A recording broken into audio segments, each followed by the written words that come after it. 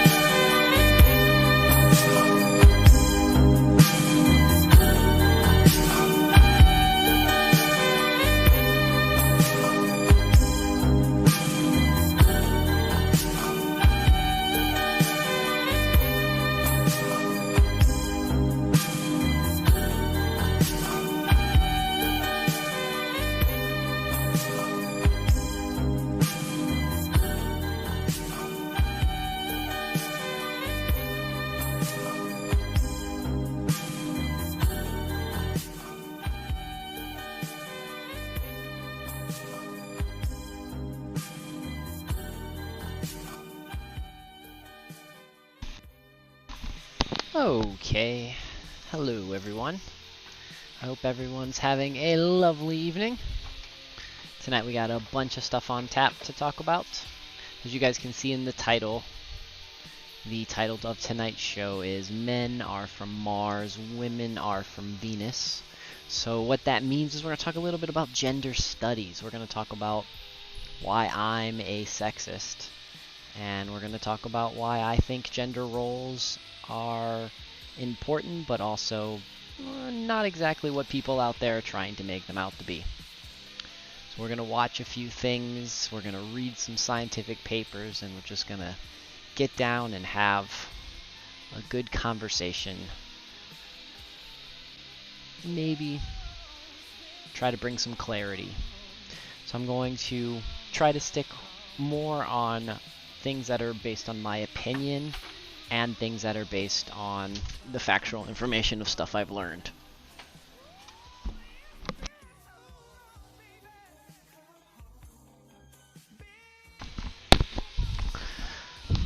So again, if anybody wants to join in on the conversation, to join in on the Discord, right there, the last link is the Discord link, and everyone is welcome to jump into that link whenever they would like.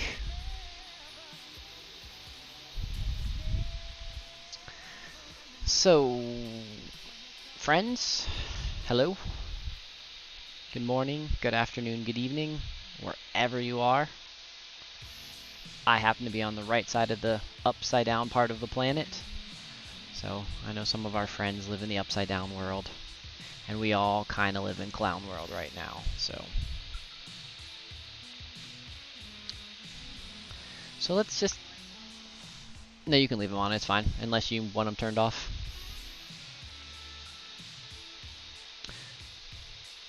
So let's jump straight into some interesting things. So this is an article. This is an older article from 2016, Oh, first I guess I should start off with the background. So, for some of you that don't know, my background, so I went to college for many years, but the thing I was closest to getting a degree in is family consumer sciences, with a specialization in family development, family counseling, and child development and child counseling. So I have a very good, firm understanding of the science behind how families, how children develop, and how to deal with that kind of stuff. So I'm not just making stuff up. I'm not just being silly. I'm basing most of my information on factual information that I learned in uni. So some of that has changed because all the times science and knowledge always evolves and is always changing. So one of the first things I do want to point out is to most people out there in the world, I am absolutely considered a sexist. I think that when you're talking about averages, when you're just talking about generics, I think there's absolutely a role for men and absolutely a role for women. I'm not actually going to say that the role needs to be firmly defined, but there is a role. Men and women are different in a lot of ways. So I also see this as a farmer living here on my farm. I also see this with my drakes and my hens when it comes to the ducks, with my roosters and my hens when it comes to the chickens. I see it with the rabbits, which the does and the bucks in the rabbits. And actually, if you go outside right now in my back there in the lab, you'll hear bullfrogs and toads, American toads, and a bunch of other things singing their beautiful, lovely chorus, which also shows that there is absolutely different gender roles as well in the natural world. That's all being said, we're talking about this simply because I think these subjects need to be talked about, and I think that there is just some misinformation being spread on all sides by all people. I'm going to say the misinformation isn't always spread maliciously. Sometimes it's just people that just don't know better. So, in this article that we're going to address, this article is out of the Power of Positivity, which is a really good, it's a very nicely balanced website that gives a lot of information from different ideas. So we're going to go through this, and we're going to talk a little bit about how men and women think differently. So those of us that are older than, I would say, 25, we have probably absolutely experienced how men and women think differently. Hey, Anyword, thank you so much for the lemon.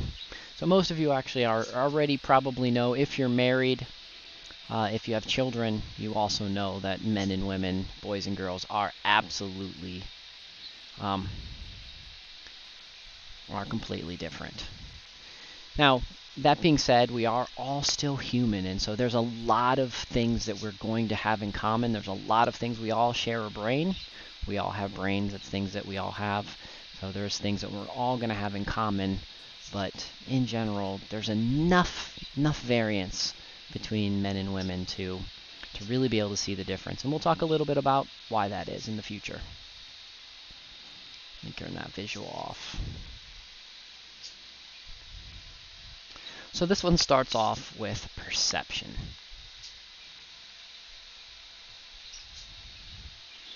So one thing I don't know if you guys have ever noticed, those that have those that are married or those that have longtime girlfriends, or if you're women and you notice it with your men, is that women do a pretty good job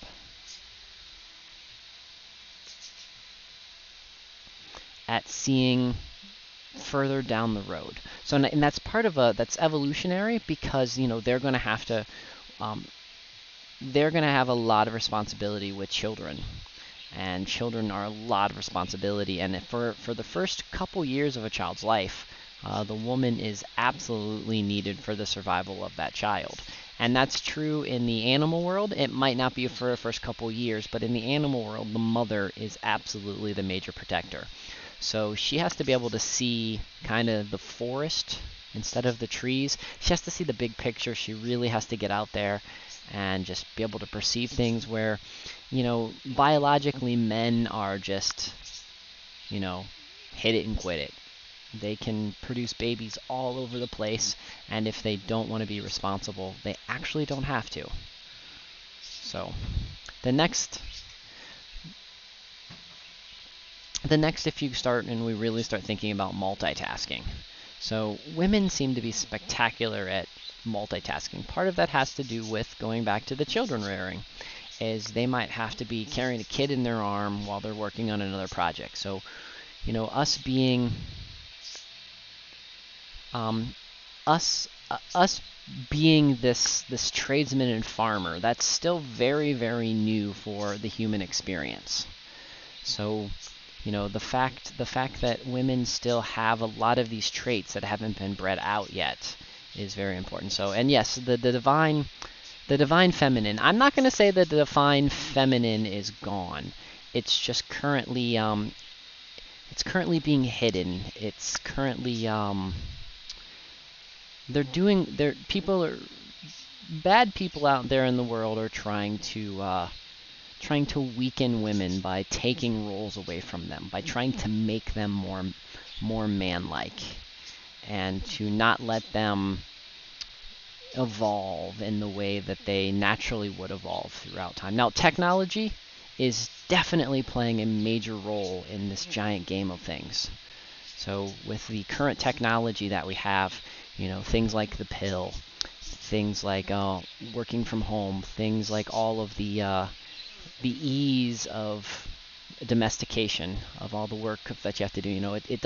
It's not hard to cook, gather, prepare food as it was, just a few generations ago.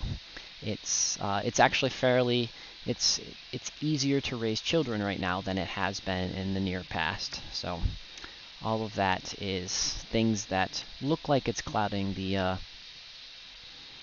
divine feminine. But in reality, these are things that us as strong men and those of you that are strong women, we can bring this back up and we can make the important roles of moms and dads, of boys and girls, of men and women, and we can bring that to light. Now, some of these roles don't necessarily have to be what some of you may call traditional roles or the 1950 roles, but roles that you're best suited for what you and your partner decide. So there it goes back to men are spectacular at that one task. So that's one thing that is great about having strong men in your life, is the fact that if you want to get something done, and this includes with having strong male friends if you're male, is that you guys can actually get a lot accomplished together. But it's also good to have those females in the roles as well, because they're going to add multitask it. Now, because none of us have, I shouldn't say none, because very few of us have just purely, our brains are just purely one organization or another. That's why some men are better at multitasking and some women are better at single tasking and things of that sort, because as our brains, as the hormones that we get and things that get added into our brains, it kind of adapts based off of our environment, because environment does play a very large role into how we develop and how we become who we are. So now we're going to the social interactions. So I want to mention this about the social interactions. Women seem to be a lot better at mingling. They're better at having intimate conversations with folks, not necessarily just like honest, great single conversations with people. They're really good at that one-on-one. But what that does is that actually dampers them when it comes to being CEOs and being in that aggressive situation. So, and the reason for that is because with a CEO and such, you have to be extremely task-oriented. You have to be solely focused on your business and your employees, and you don't necessarily focus on trying to build the best relationships. Sometimes you just have to plow forward and move forward, where having women in lesser roles, having women in like visual roles as the ground level people can actually be very beneficial to have a business function properly.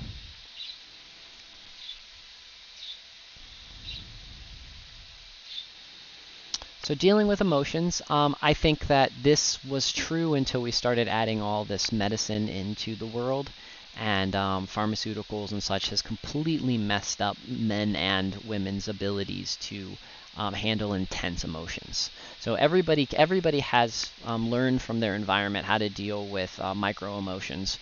You know, you deal with just a little bit of sadness, you deal with some joy, you deal with a variety of such. But women used to be better because of the brain development and the way the interactions were with the neurons in their brain. But now that we've started adding pharmaceuticals into the mix and things of that sort, it does start messing this up. So I'm mentioning this because we're going to talk in a few minutes about all of the silliness when it comes to the trans community and things of that sort. So we'll readdress, we'll come back to that in just a minute. But so pharmaceuticals are definitely messing with what used to be something where women were very good at using their emotions to enhance situations. It also led them vulnerable to being taken advantage of, but they also could use it to their advantage.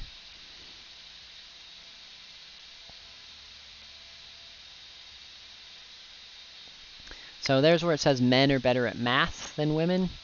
That's brain development and that's focus. I think on the averages that's true, because men are just better at that single math involves that single focus, and men have that definitely ability.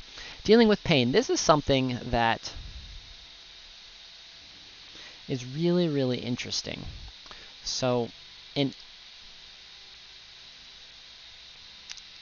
women seem to feel pain more intensely, but they seem to be able to handle the pain better than men, which is really interesting. So men and women can go through the same pain, same pain threshold, but women feel the pain, but they somehow can deal with it better. Men seem to be able to dull that pain down, so it's super, super interesting.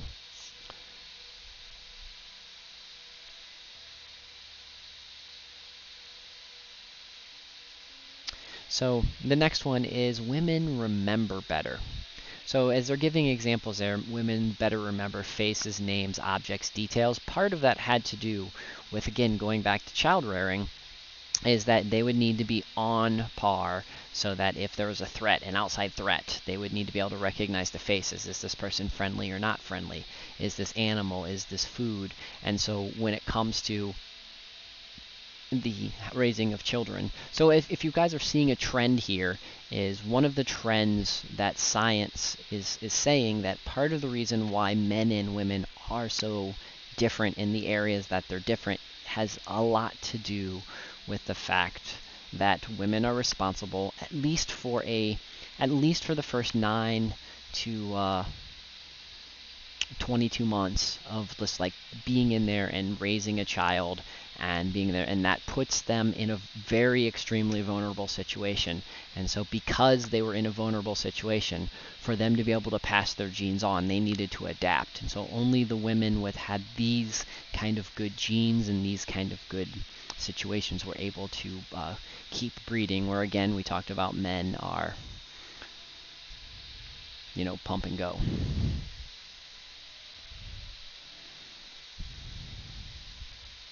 Yeah, this ask for directions thing is just silly. GPS again is completely decimating this in the future. So I've never had any problems asking for directions. That being said, I usually don't get lost very much. I have a good natural compass. That on the other hand, Lisa, she will get lost on a straight road. That doesn't. I don't think it has as much to do with male and female or just our environment and the way we learn.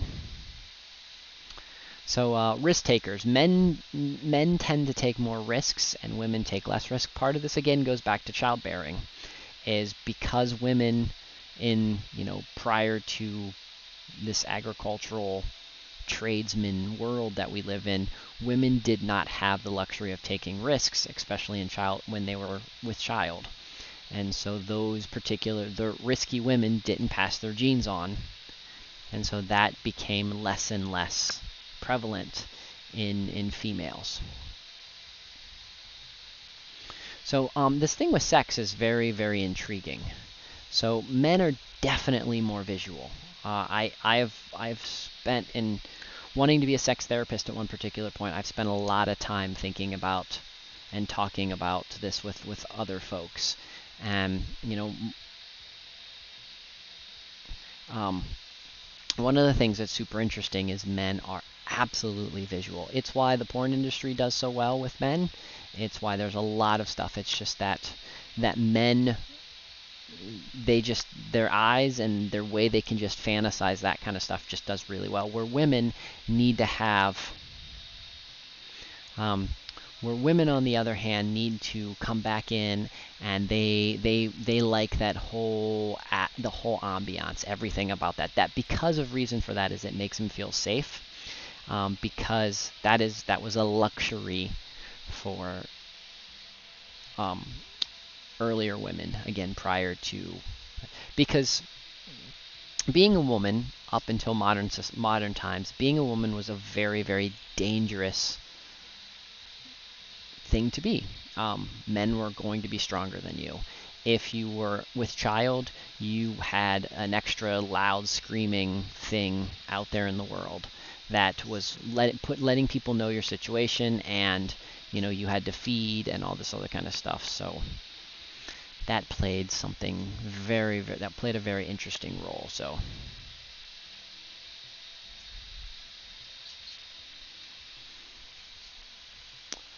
the next thing we're going to talk about, which I thought is really interesting, I know this might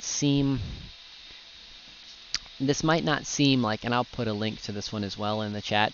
This might not seem like something that is directly related, but to all of this. I'm going to post the link right there. This will also be in show notes on the Discord, if anybody is ever interested. I'm just making sure that I'm doing all the housekeeping, making sure it's everywhere it needs to go. So here is the delaying kindergarten increases child care's loss, especially for the disadvantaged.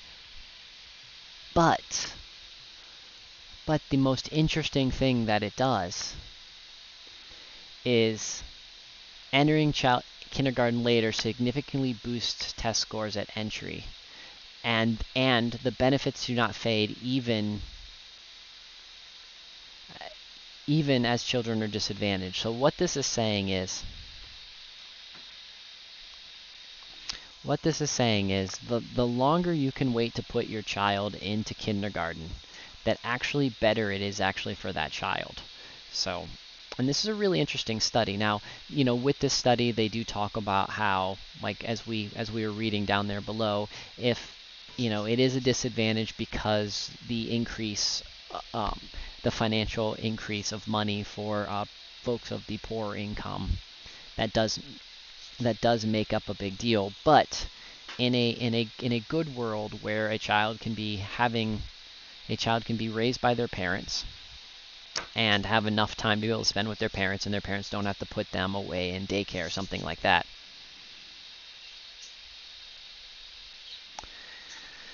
So, I think one of the mistakes we make currently, and I absolutely believe that this is a mistake, I think one of the biggest mistakes that we're currently making in modern society is we're putting children in school way too soon.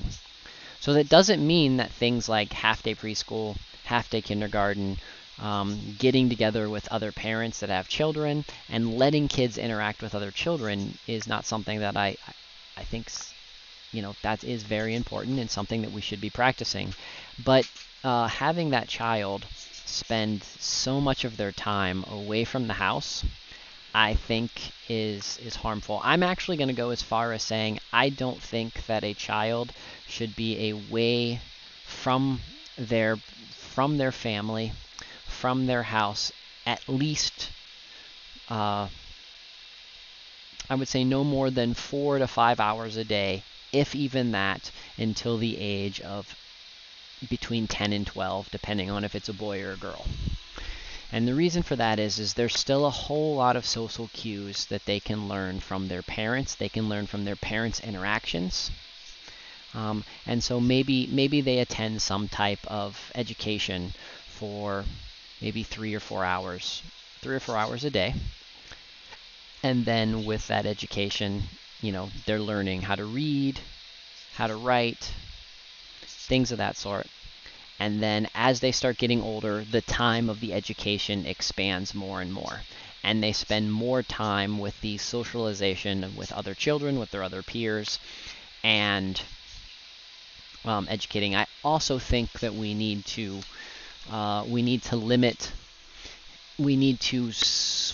start having different peer groups together. So I think that, now I'm not saying that we necessarily need high school kids in with kindergartners, but there is actually some benefit of that. That does give the older kids the ability to pass their wisdom down to young kids, and have the same kind of experience of having siblings if they don't have siblings, and it gives the younger kids the understanding that there is a hierarchy that functions in society, and as you move up in that, and as you can talk with other people, and as you can learn from other people, and not a hierarchy as in someone's better than others, but some people do know more than what you know, and it's important to listen to those people and move up in that. So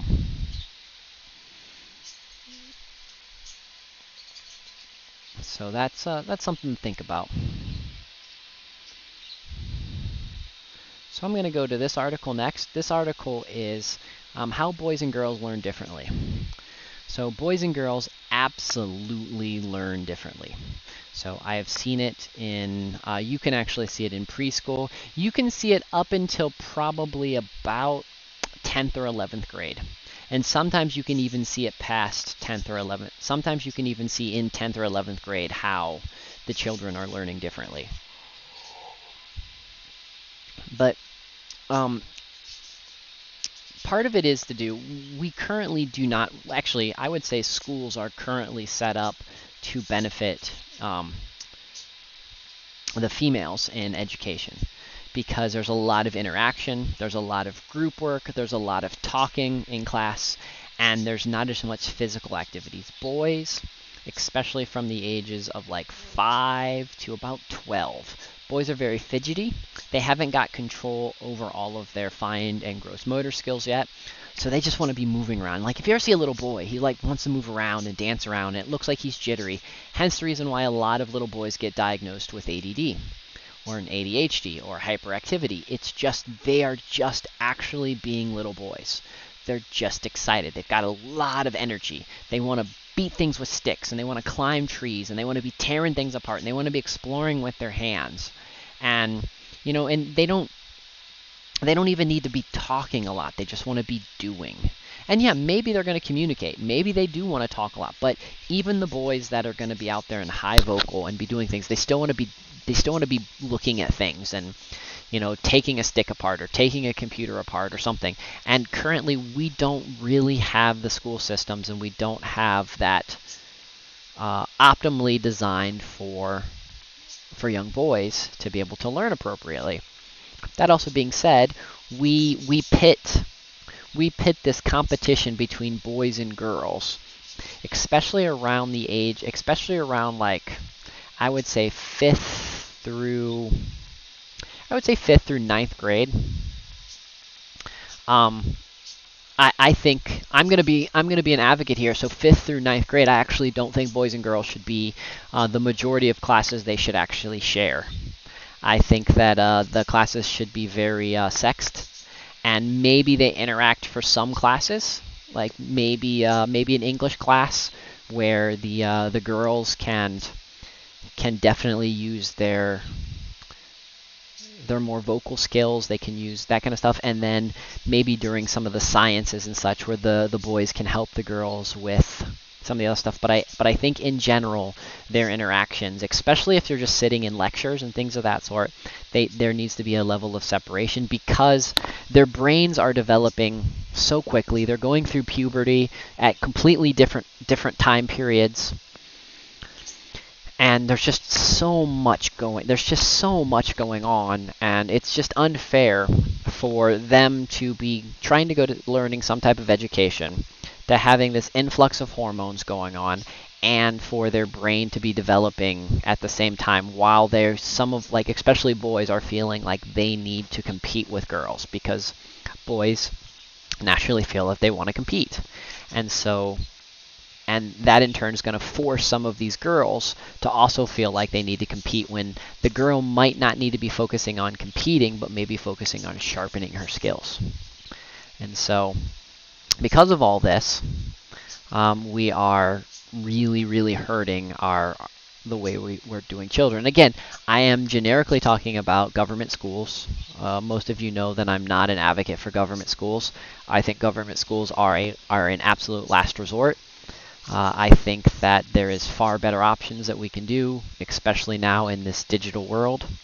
I think there's far better ways to educate our children. I do think that peer interaction is vitally important, and probably more important than most of the education that we get in school. You learn more. If most of you think back of your middle school and your high school life, I bet it surrounds more dealing with your friends or some crazy event that happened in your life, and less to do with something that you've learned. So while this is a Huffington Post article, it does talk a little bit about the differences, the boys and girl differences. It kind of plays that game where it says that there's not as much different as people try to make it out to be. The truth is that part of that has to do with the way we educate today, is that it's definitely geared towards female education. So, but again, I actually think that this is not that bad of a written article.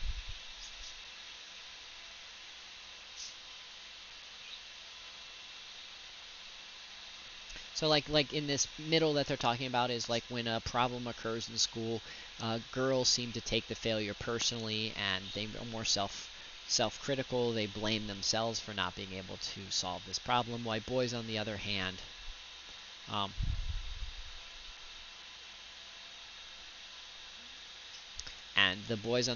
will say this is kind of like a challenge that they don't have the skill set to do, and they're just lacking as such. And something else that's interesting is girls are more likely to graduate than boys, even in this modern age. So that is something to definitely consider out there, and definitely think about.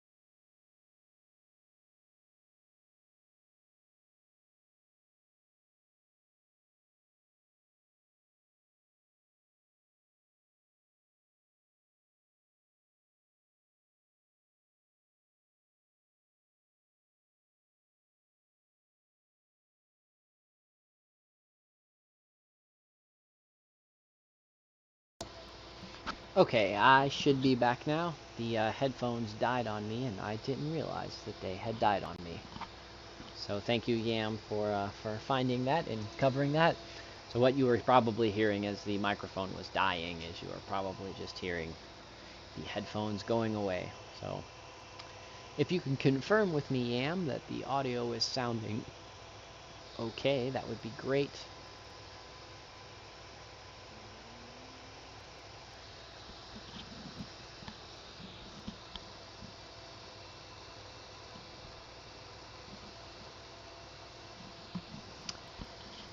Okay. Spectacular. So, spectacular. Glad that the audio is back.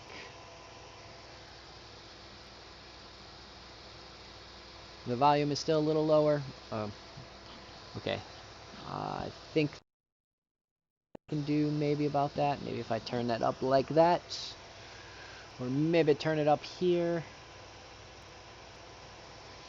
I'll just talk a little bit louder. That's probably just what I need to do. So, anyway, so that's now that we're back onto this. So we were talking about how it's ironic that girls tend to do better in school and also seem to stay in school and graduate, even though we focus so much on female education. So it's just really interesting.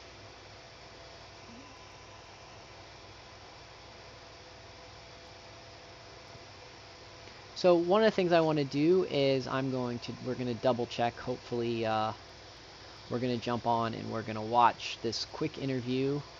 And I think Peterson does such a great job of talking about the difference between men and women.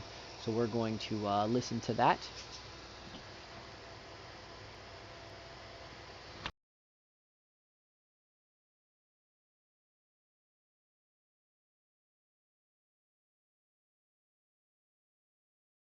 At 2 years of age. And they're the kids, if you put a bunch of 2-year-olds together, there's a small subset, they're almost all males, about 5% of males, who will kick, hit, bite, and steal. Okay, so that's their biological programming, let's say. But the vast majority of them are socialized by the time they're 4 years old. So that's me. These, yeah, sure, absolutely. Absolutely. I mean, it is. Yeah, absolutely. Yeah. And the thing about boys like that is that if you socialize them properly, it's quite a bit of work because they're very combative. My son was like that. And if you socialize them properly, then they can become unbelievably useful. They're courageous, they're forthright, they're not going to back down from a challenge. There's all sorts of massive utility in that, and that's this proper interplay between the biological circuitry and the socialization. But and with James Damore's memo, he's been accused of taking a biological essentialist route, which is not true. One of the things James said is, look, there's credible evidence that there are biologically mediated differences between men and women at the level of temperament and interest that are actually large and profound. And I would say the science on that is sufficiently settled so that someone can come out and say that's scientifically credible. Now, that doesn't mean it's right, because the scientists could be wrong. But what you can't say is that what James Damore said was scientifically uninformed. It was scientifically informed. But he also said, look, let's make the assumption, I'm paraphrasing slightly, but let's make the assumption that we want to, as a society, we want to extract maximum useful economic value from talented people. So one of the things we want to do is, if some of those people are women and some of them are men, we want to understand the actual differences between women and men so that we can set up the workplace so that both women and men can contribute to the maximum economically so that they can benefit as individuals and everybody can benefit socially. So one thing I do want to add about things that Jordan's saying there, that I agree with what he's saying. It does make a lot of sense. I like a lot of stuff that Jordan Peterson has to say. But one of my biggest issues is I think that when it talks about how an individual is going to benefit economically, I think that we need to get out of this mindset of looking at people and how they benefit economically.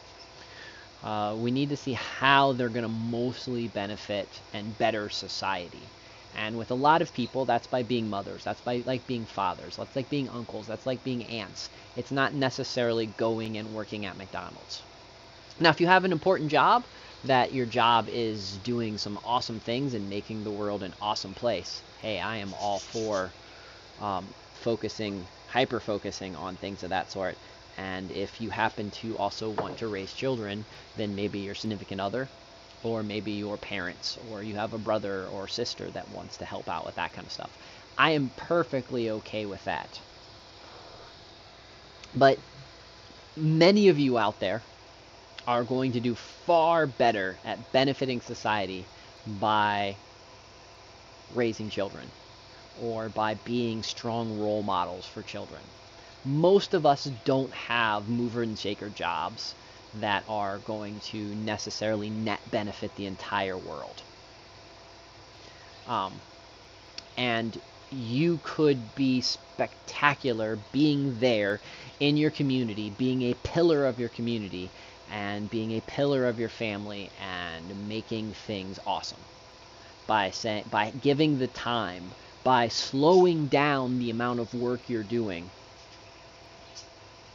and saying, you know what, little Johnny, little Susie, I'm going to show you why we're doing this, why we're taking this apart, so you can actually understand it on a level and that you can understand it on. So by doing that, yes, it's not financially, you're not necessarily financially rewarding when you do a job slower than it needs to be done.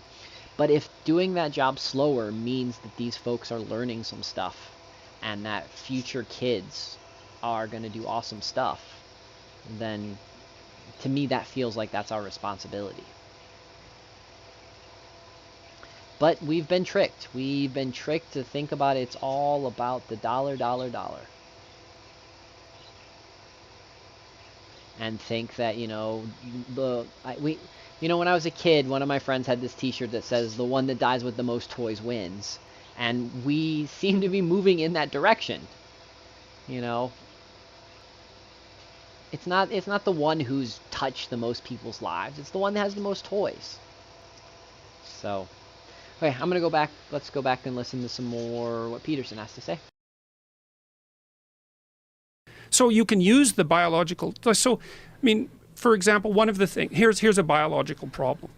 On average, women are more agreeable than men. And I think that's because agreeable people they're self-sacrificing. And I think as a woman, you need to be wired to be self-sacrificing, or you won't be able to tolerate taking care of infants. That's my sense of it. Okay, now there's some problems with that. It's like, let's say that a huge part of female wiring is tilted in the direction of the necessity of self-sacrifice for infant care. Okay, that doesn't equip women very well for dealing with aggressive men, because aggressive men and infants are not the same creatures. So women pay a price, being optimized to some degree for infant care. They pay a price that they're less, what would you call, prepared, that's one way of thinking about it, with dealing with hyper-aggressive and competitive men. Well, one of the consequences of that is that agreeable people don't make as much money. And the reason for that is, to make money, you actually have to be disagreeable, because you have to go to your boss and say, give me some bloody money or something you don't like will happen to you. You have to I'll leave. You have to be able to fight for an idea too. Yeah. But so there's something, this is a perfect test case. So biologically speaking, there's a very good reason for certain kinds of wisdom to be biased in the direction of manifesting in females. Females, because they have the capacity to have fewer offspring in a lifetime than males, are obligated, as you say, to care in a particular way. And the fact that care in human beings takes so many years has resulted in menopause emerging. And menopause, essentially, when a woman is done producing new offspring, her interests in her evolutionary interests, which in this case I think are honorable, become synonymous with the lineage, the population, because her offspring will either do well or do poorly based on the population that they're in. So women have a kind of farsightedness about lineage, and I don't think this has anything to do with human women, actually. This is a trait that we can see in females of other species. So it's an ancient thing, whereas males are high variance. That is to say, a male can have many offspring in a lifetime. Many males have no offspring in a lifetime. And that high variance means that to the extent that there's wisdom that surrounds risk-taking, that has traveled historically along the male path. Now, in modern times, there's no reason that we can't look at these two kinds of wisdom and democratize them both, right? The fact is, there's no reason, if you're born female, that you can't tune into what has historically been male-biased wisdom and take advantage of that, and we should be encouraging this. There's no reason that people have to continue. But the problem is that we can't actually have a reasonable discussion about it, because, the discussion is often forestalled by the claim that, well, men and women are exactly the same. It's like that's not a helpful discussion. And, with the agreeableness issue, I don't know exactly what should be done about that, but one of the consequences of it is that there's many reasons why there's pay differential between men and women, and the issue itself is very complex. But we do know that agreeable people overall make less money in the same positions, and it's because they don't negotiate on their own behalf very well. Now, it's conceivable that you could have an intelligent public policy or corporate policy discussion about what to do about that. Like maybe the rule is something like you review male salaries once a year and female salaries every 8 months, or something like that. And I'm not saying that's a good idea. I'm not saying that. I'm saying that if you take the facts on the ground into account, there are ways that you might be able to use them so that you could, and I'm not going to say level the playing field because I think that's an appalling phrase, but maximize the possibility of economic contribution across the genders, which is obviously in everyone's best interest.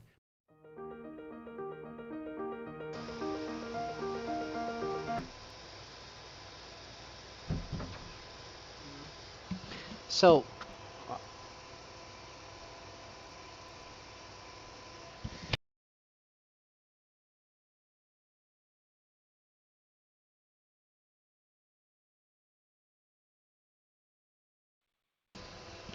okay, sorry. So what's interesting is what he had to say with all of that is these are, remember those are two very well-educated college professors, and they have some really good, interesting things. But one of the things that I think is most important is the fact that they were mentioning how we actually can't have these honest conversations for some reason. When I tell people, it's why I tell people, I am absolutely a sexist. It's when we start talking about this in different ways, we seem to get in arguments instead of having this honest conversation about how we can better our world for our girls and boys, how we can better our world for our children. We start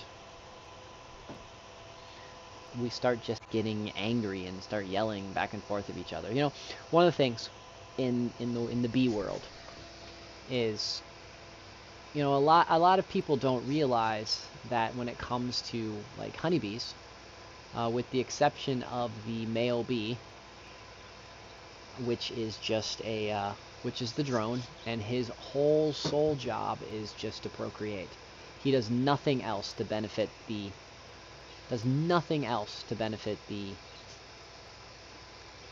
hive at all.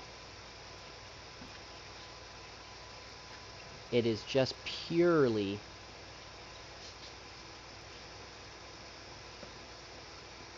let's translate it back here. It's just purely there so that the gene gets spread around and spread on.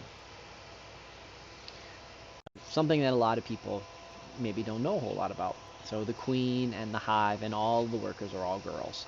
Part of the reason that they're all girls is in an emergency situation they can lay eggs and they can create more babies and things of that sort. So if there's anybody that would like to add more to this conversation, would like to jump in, you are absolutely welcome to come into the Discord. I will post the Discord here.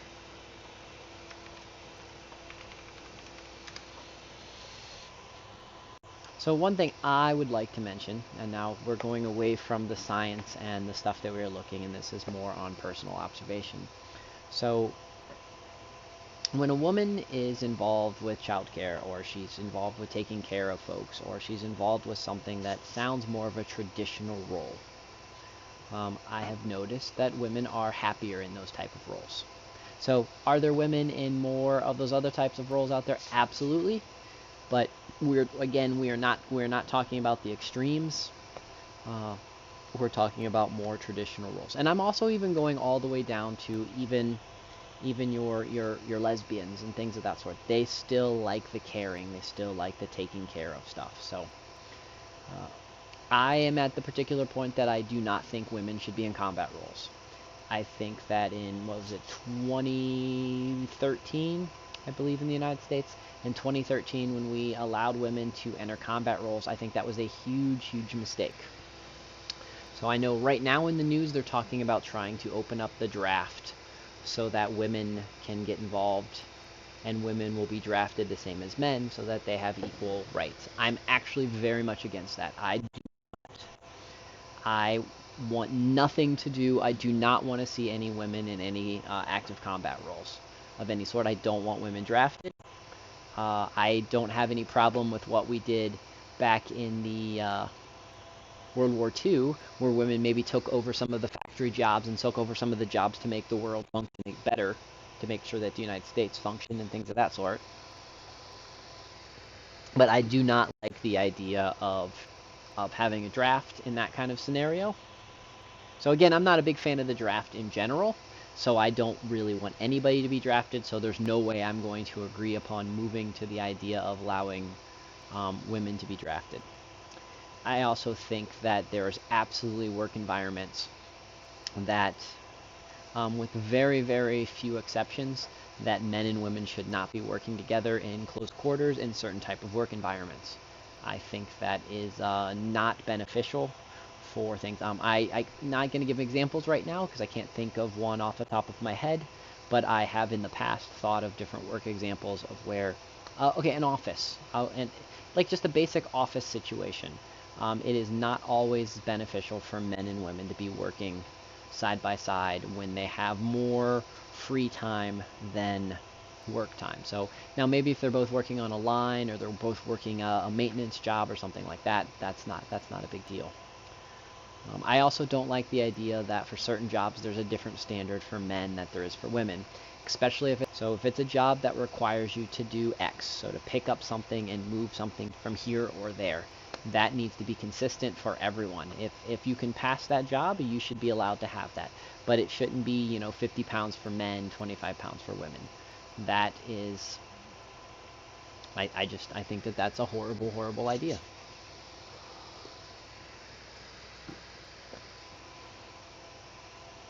So I mean, we look at traditional men's roles, and we see a lot of women taking over traditional men's roles, but we don't see the reverse happening.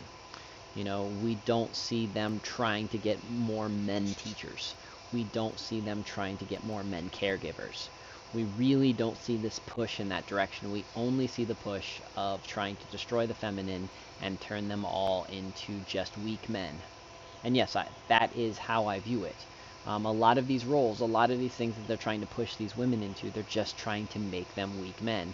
And then now that we have the silliness with the transgender stuff, we're making even weaker men, because we're weakening the men by making them pretend women, and we're trying to take these women and we're pumping them full of bad things and doing surgery to them and lowering their immune system and making them, look like weak men.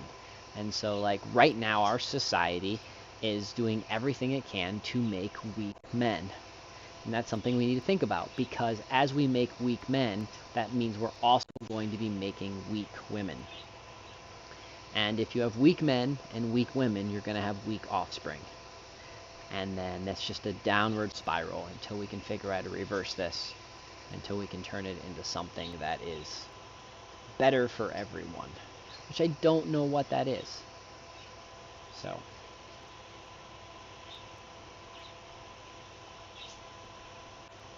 oh, I can't hear you, Yam. Hold on.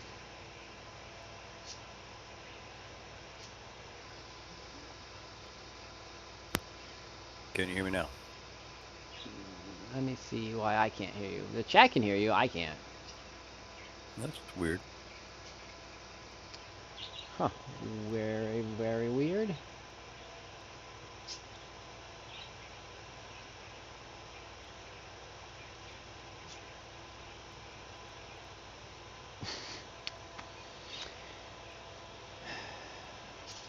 Can you hear me now? Testing 1, 2, 3.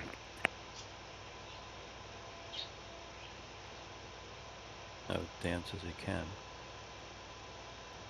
Yeah, I was just saying that I agree with you. China, I found out, started learning that lesson about 5 or 6 years ago. And they're trying to hire people to teach their boys to... I know you guys can hear Yam. I cannot. Like I don't know Minnesota. Why, but I'm going to this is it. There we go. Let me check. Now check my Discord. Now I can hear Yam. So What was wrong? Did you accidentally have? Well, no, the chat could hear you. I just couldn't hear you. Yeah, that's weird. Like D-Live could hear you. I couldn't. I just must have had a setting wrong. So it looked like Discord's working okay. So. Yeah, no, Discord was working. I could see your little thing going. Everything's good. It looked like people could hear you because I could see the little bars moving up and down, but for some reason I couldn't hear you. So, Yeah, yeah. Had pretty rough surgery today, so it's sort of hard for me to talk. But I'm trying. But yeah, I was telling the folks that yeah, basically what you're saying there was that China started learning that lesson about 5 or 6 years ago when they started having problems with their children, especially the young boys behaving, like in really weird ways, like not masculine at all. Kind of, I don't forget if they had this one child policy and they tend to have only boys. So somehow there was like this conflict where it, was counterintuitive, like worked the other way.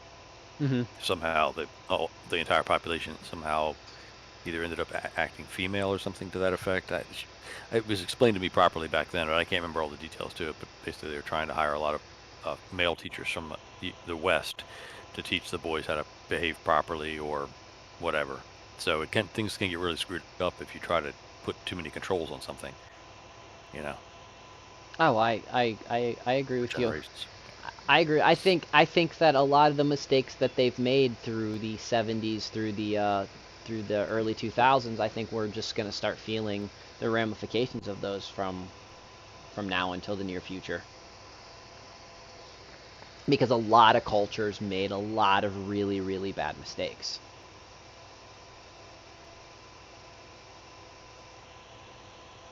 Like, China with the one-child policy. I mean, they just moved up. They now have a three-child policy. But Right, exactly.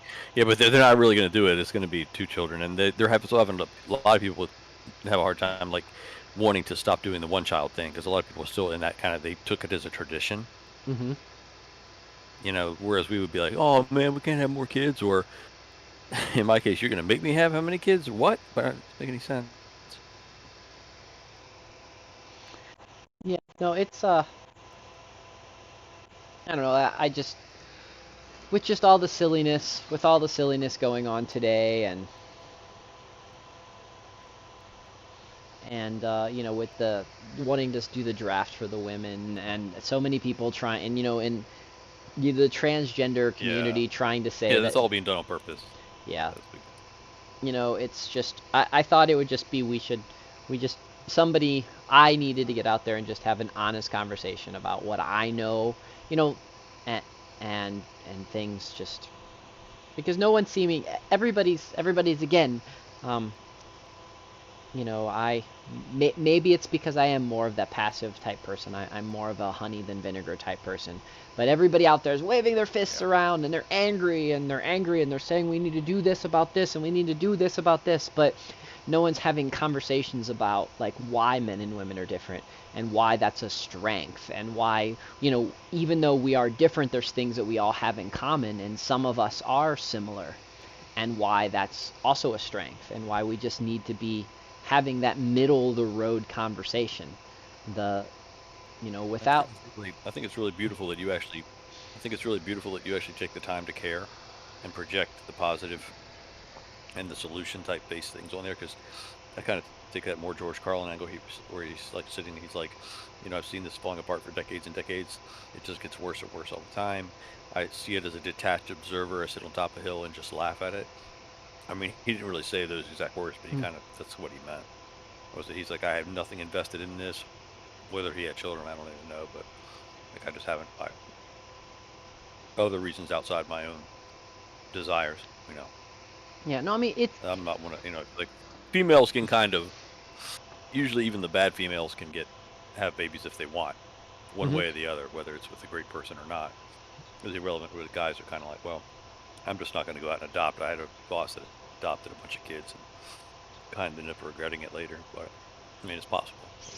I just don't see the human condition as anything beyond 8 billion people. Then most people that are either under mind control really don't know what they're doing, and it's just really sad. But I mean, that's a really negative take, and yours is a very positive take. I think your path is right. Yeah, I mean, I still think that of those 8 billion people, I think most of them are still good. I think that very few of them Oh, are absolutely. are Yeah, brainwashed I as agree. much. I just think we're just so, especially here in the developed world and especially in our little pockets of the developed world, we're just surrounded by so many people living on the people farm. They Yeah, yeah, it becomes you think everything's NPC, but yeah. if you travel to a lot of the other countries in the Middle East, you'll find out a lot of people aren't so brainwashed. Or Well, they they're might be brainwashed about certain things, like certain sports or things like that. Well, and some of them aren't even brainwashed. Like they just that's just something that they enjoy, and even though and they enjoy watching it, There's like culture, right? they enjoy participating in it. But if push comes to shove, they Right. would drop that in a heartbeat and go back to farming or going back to something like that. Um, you know the Family-based stuff or whatever. Yeah, like they might love their favorite sports team, but if it was a choice between going to their favorite sports team or watching their daughter's ballet recital, Right. they're gonna go to their daughter's ballet recital. Where the problem is here in the People Zoo, in this area that we're getting to the point where people are just pretending to be something they're not. They would be like they would want to make sure that their friends knew that they went to this game, and they might forget to go to a kid's recital or something of that sort because they're virtue signaling or they're trying to live up to this false reality that they think they live in. So I just I don't know how to save the world, but damn it, I'm gonna try to figure out how to do it because that's all we have. This is all we have. Like, um, I'm tired of living in the clown world. I'm tired of just watching the world burn on Channel 6. It's why we stopped covering the riots as much and why we stopped talking about that kind of stuff. Is it was getting so taxing. It was getting so boring, especially like watching the city burn, watching those cities burn, and then the next day getting into my beehive and watching the wonderful construction that the bees were doing. And I'm thinking to myself, that's so much more entertaining and so much more enlightening. And then thinking about how we can share watching the bees build and make a better world. And something else I learned from the bees that I thought was really crazy is so I just recently learned this year. If I take a hive in the middle of the day and I take that hive and I move it someplace else and I put another hive there, those bees that were out working will just bring all of their stuff in and they'll just keep loading up there. They don't actually care as much about it's not that they're bees. It's just, oh, these are still bees.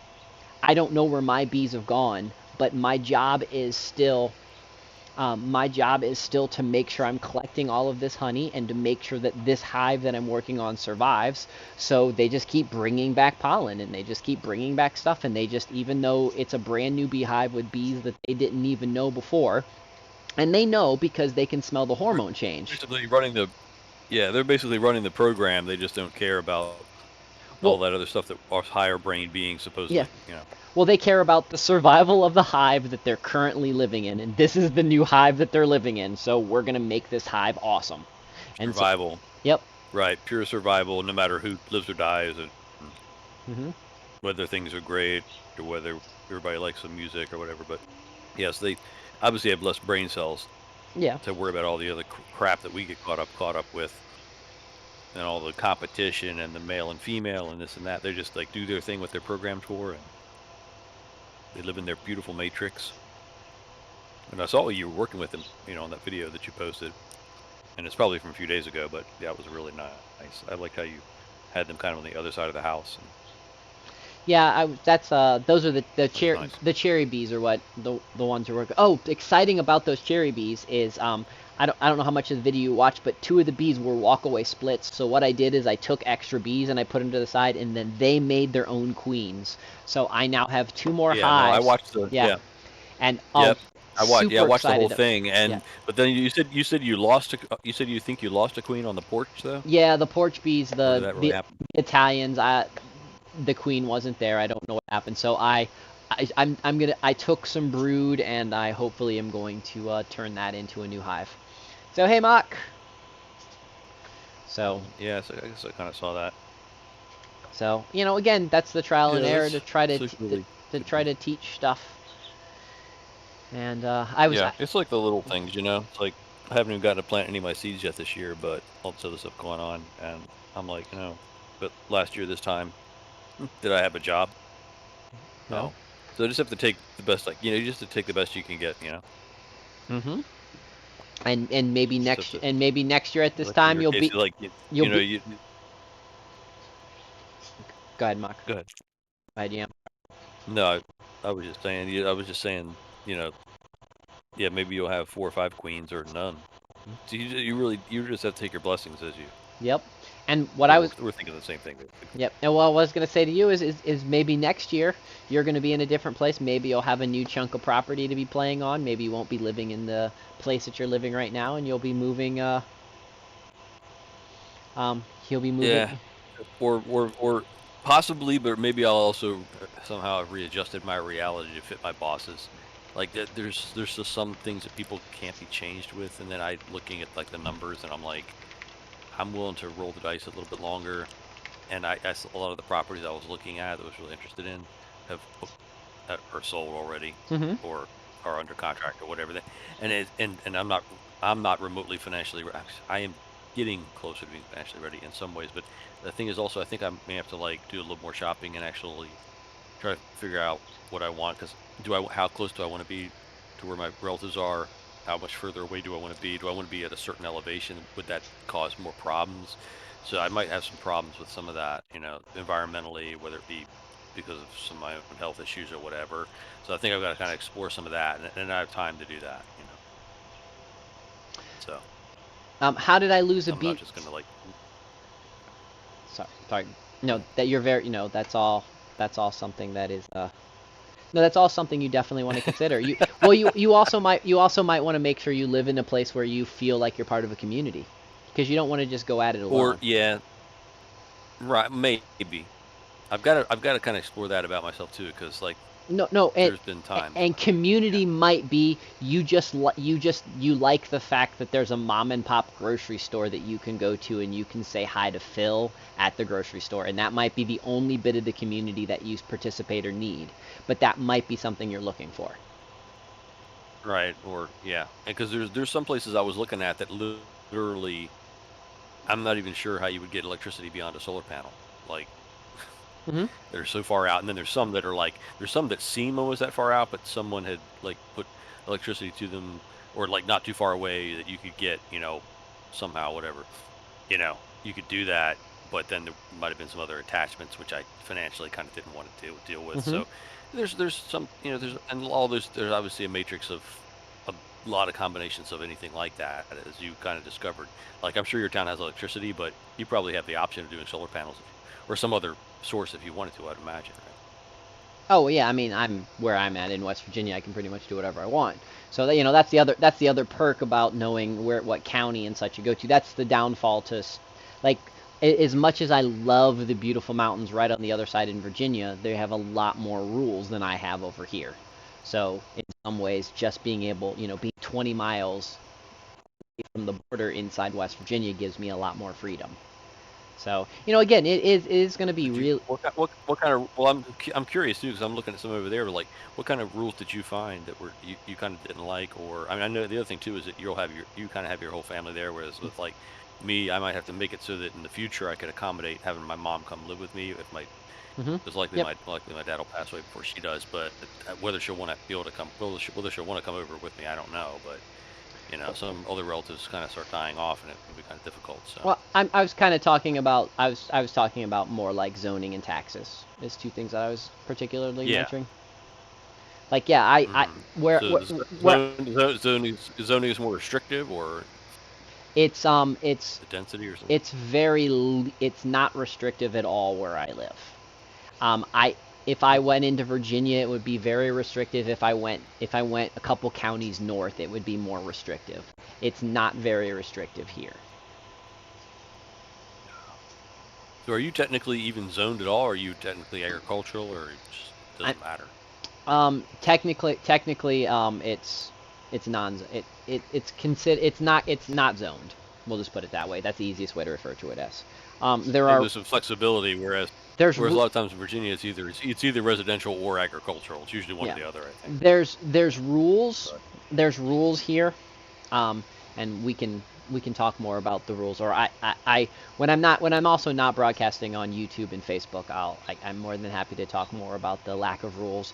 But there's a lack of rules, and some of those rules, you just got to know how to play the lack of rules, and you absolutely can. And then there's other counties around, but the southern part of my state, and actually central part, like um, if as long as you're not right around DC, there's a lot more flexibility in what you are allowed to do with your own property, and that's what I absolutely love about this state. So,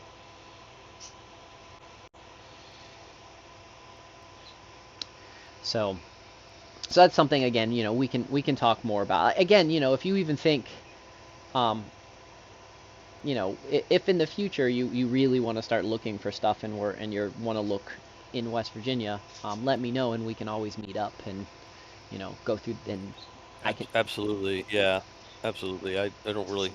I think I honestly think it's going to be next year. It's like I'm not. And the other thing too is it's like I know I just have to be careful because you know how as you get older you start to see that depending on your genetics you might have certain propensities. So I have to watch for certain things because I don't want to be like my one particular aunt who No, no, and that's the I'm thing is, very friendly with. it.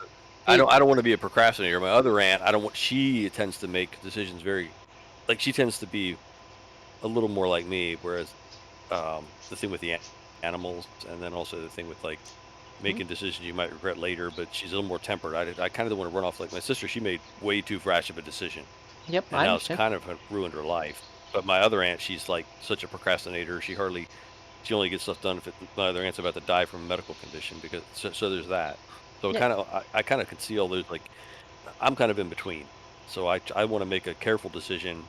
I don't want to regret it later because it would probably be a big regret if I did something really stupid yeah, you or want if to. I went too far away or something. Or, Yeah, like you said. you want to find that nice balance that, you have access to all the things that you possibly are going to need as you get older, or that you want, and also have access to the freedom that you want. And I will say that's the one nice thing about the Appalachian region, the Mid-Atlantic region, is that you should be able to find that in the Mid-Atlantic region pretty easily. So, Yeah.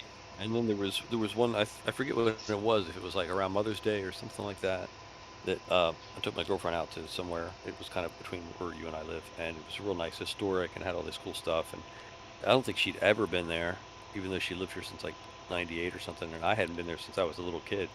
And we had a really good time. She really liked it. But some of the places I were looking at were quite a bit further, and I'm like, I'm not so sure I'd want to go way, way further because then probably it would feel like none of my relatives or anybody, even friends, would want to come visit because and my brother does kind of go over not terribly far from where you are for some kind of festival almost every year, hmm and his wife has some aunts or some older aunt or uncle that lives kind of over somewhere near. It's a bit, I think it's quite a bit north of you, but there's some kind of festival they have, and he usually goes there once a year. Sometimes it's every other year. But I'm like, well, maybe he could visit me on the way out there, but I don't want to go so far that he's like, where the frick are you again? you know. yeah, I mean that's the thing is, So for you, I have to be careful. if you were gonna come anywhere near me, you'd want to stay somewhere near the highway, so that if people were gonna come visit you, it'd only be, 10 minutes Yeah, off of and one of the major. so some of the stuff I'm looking at, I'm like, I don't really want to make that my priority. I don't want to make being on the top of the mountain the priority because I think there's some inherent problems with that.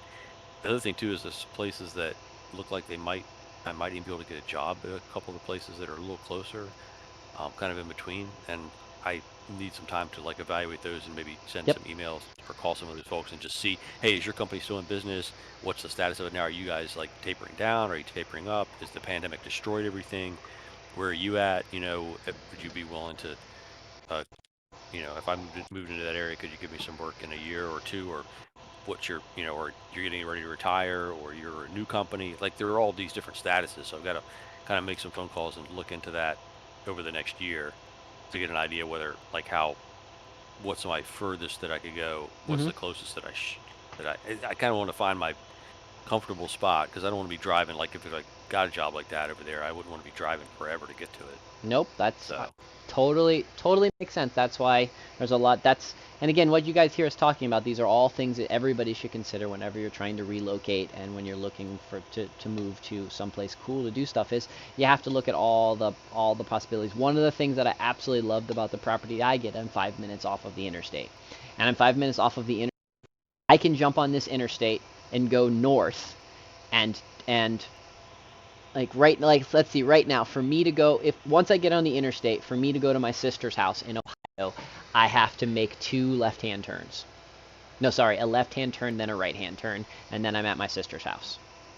Like, that is, I can get on the interstate, I get off the interstate, make a left-hand turn, turn down another mode, make a right-hand turn, and I'm at my sister's house. That's how easy it is. So, yeah, it's a long distance, but it's easy to get because the interstate does make everything easier. So those are things that you need to consider. Now, being that I'm close, the interstate also means that I didn't get to have as much property as I wanted. I wanted in the hundreds of acres instead of the 30s of acres. But, right.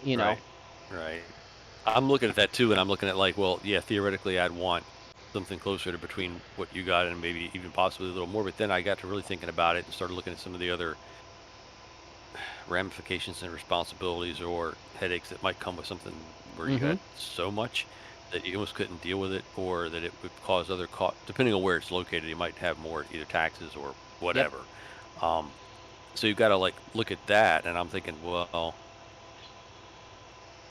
and the other thing too is it's like there's all these things between needs and wants, and we all know we're in the want category because the needs is just food, clothing, and shelter. And I'll be honest with you, I'm not even so sure clothing is a thing anymore, because I literally, people are always concerned about, you always watch like Southern Prepper One and those other guys, and they're like, oh well, get an extra pack of socks and set those aside. And I'm like, you know what?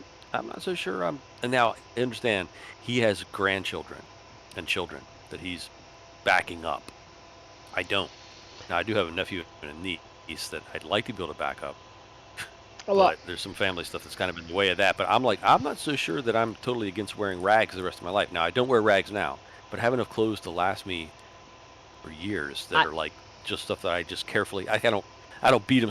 And the ones that I do, they're just like you said, they're work clothes. You have your kind of work clothes that you're going to rough up, and then so yeah, I mean, I probably should have more stuff stacked away because I do wear the shit out of stuff, but I don't think you've got to be as comfortable as a king all the time either. So. I mean, I'll go this way. Like, maybe it's because of maybe it's because of who I am and that kind of stuff, but like, I haven't really changed in size since, what I established since 90. right. Since 94. So I've been wearing. That's an issue too. If you got growing kids, you have a totally different matrix. So. But all that being said, I have never besides giving some of my clothes to some of my friends over the years that needed clothes, like I still have most of my clothes. Like I know up in the attic right now I have 72 pair of jeans. Just jeans that I bought throughout the course of the last, 30 years. You think, and you're pretty sure they still fit? No, they do still fit. When I say I have not. Yeah, that's cool. That's really. When I say I haven't changed a lot, but I'd say half the jeans I have in my closet won't even fit me anymore. I'd have to drop probably 5 or 10 pounds because it's right in that area, where it's like. My waist. So aggravating. My waist. It's like you spend all that money on these jeans, and you're like, damn, I can only wear them for 3 or 4 years, or 5, or however long, and then if I'm not tearing them up, then. I mean, my waist has been. I've been a 30 for most of my life. That's awesome. Yeah. I don't think most people were gonna be able to do that though, but yeah, But again, though, if we ate more healthy, we would do it. But then again, what we're also talking about is, knowing how to, I was thinking about this the other day, with the exception of socks. I did buy good quality socks, because socks are the latest thing I've learned that it's just a good idea to have high quality socks. But with the exception of socks, like I bought one article of new clothing last year. I bought a hoodie because when all the silliness happened, I wanted a Cobra hoodie so I could look like a Cobra when I had to wear my silly black masks when we went out in public. I wanted to look like a Cobra henchman because I thought it was really funny. So that was the only thing. That's the last new piece of article of clothing I've bought. like prior to the Great Snow Day, me and Lisa shopped mostly at Goodwill, and I got a lot of clothes at Goodwill because I love Goodwill clothes, and so like I, people talking about prepping and that kind of stuff, and again, learning how to repair your clothes, like repairing your clothes isn't really that hard, and if they're work clothes, who cares what they look like? You have an old T-shirt that's just ratty, you just put some patches on it. And if you have a member of your family that has that skill, they probably don't use it too often unless you're in a really kind of Amish situation. Why not have them be able to use that skill? It's just like, certain people that we have, like you said, mechanical skills or skills in working with animals or bees or just whatever. I mean, silly, but maybe like you probably can fix computers and nerdy things like that I'm like clueless about. I used to be able to do some of it when I was younger when they first came out. I've got friends, but most of those friends have kind of moved away or whatever. And unless we're working together, I'm like, I'm not programming that software, so.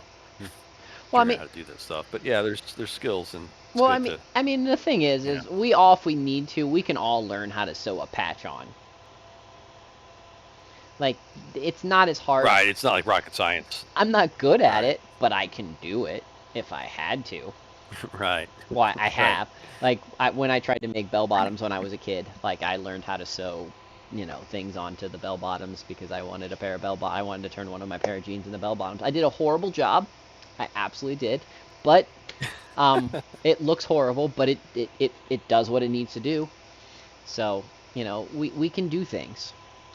Those are little skills that, we surround ourselves by some friends. Or like Moxa said, the iron-on patches.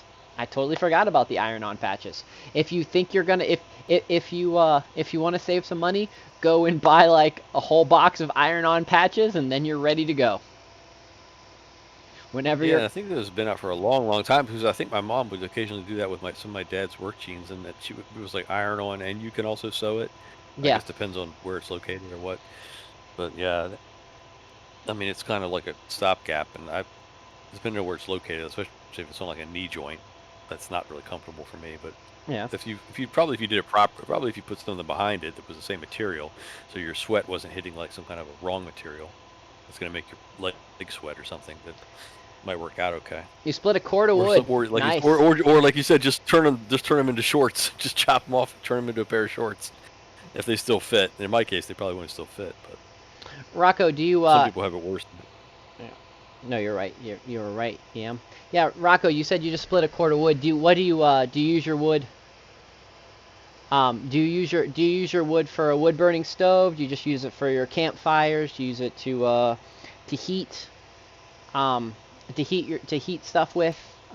If you're not familiar with the rocket mass heater, I can send you a link to the rocket mass heater, something you can absolutely build yourself, and if you build a rocket mass heater properly.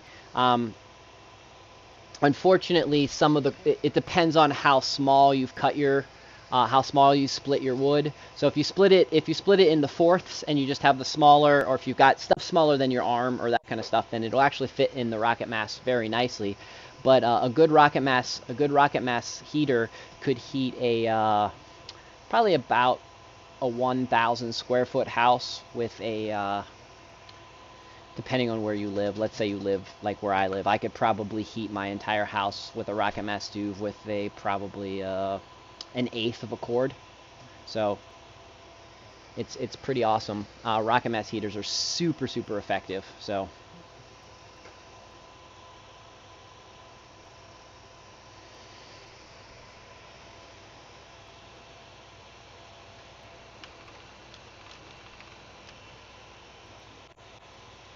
we got people that are cutting wood. See, I used to really be good at cutting wood and enjoyed it, and I still am pretty decent at it. And finally got like a really kick-ass chainsaw last year to do some work around my aunt's house and stuff like that. And it's like I helped one of her neighbors out with some stuff, and like, kind of like helping people out sometimes will make you feel better, even if you feel like shit or you have problems or you're out of a job. Just like, you just have to kind of set stuff aside because people are like, oh, I lost my job, it's the end of the world, and then you put in 400 applications, and then you know how many guns you can put in your mouth, and I'm being not facetious exactly, but you have to like get yourself around to the fact that it's not always going to be perfect. And luckily with me, I've lost enough jobs. Some people like suddenly if they had a job for 20 some years, like I told my brother, like you better hope you don't lose your job because you might not take it the right way.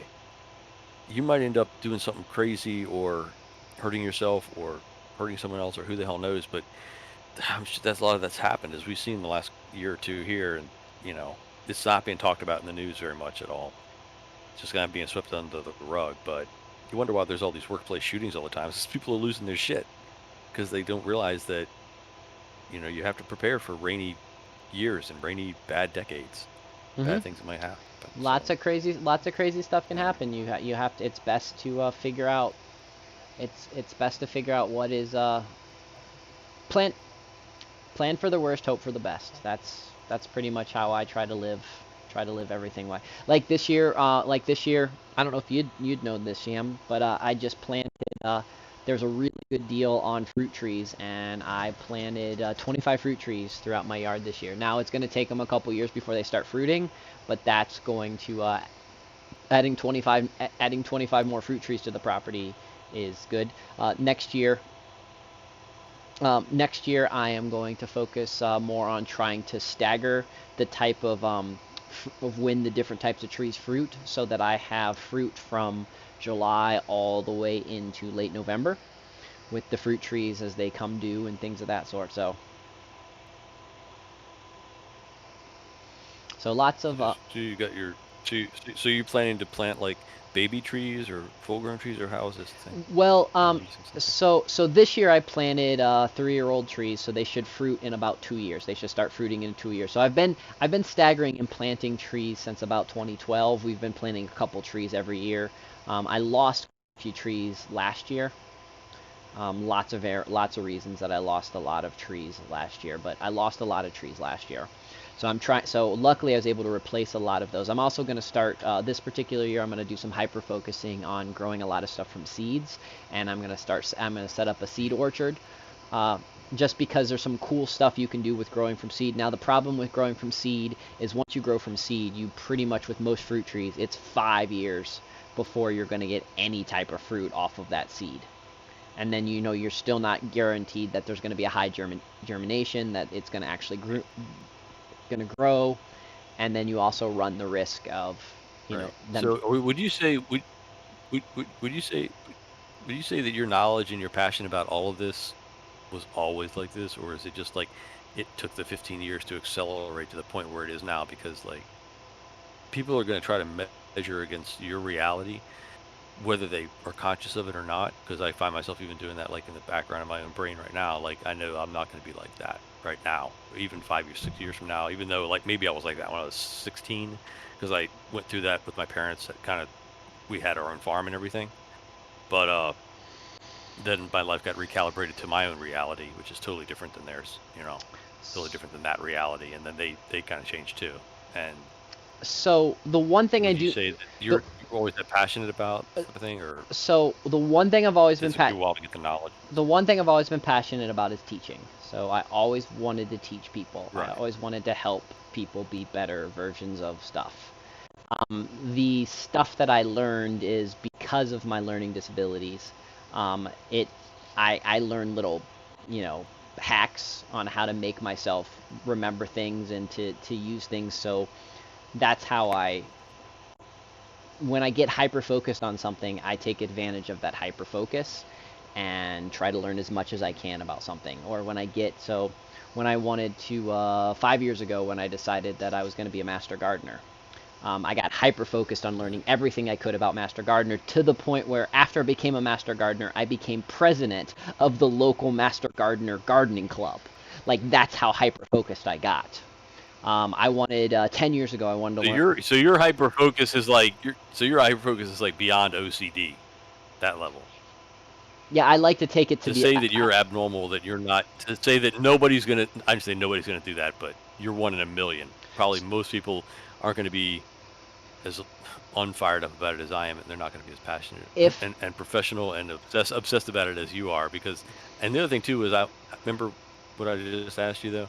You say what you did this year, last year. What about the 15 years ago? What about like the first 2 years you were there? Did you use that handicap to accelerate yourself into this hyper focus all the time, So okay, so or when I did you moved kind of did you start out slower? when I moved out here, it was focused on making sure that my house was in tip-top shape and that I was opening my business to run a bed and Right. breakfast. So my hyper focus was The bed and breakfast, right? was the bed and breakfast, and I wanted to make everything.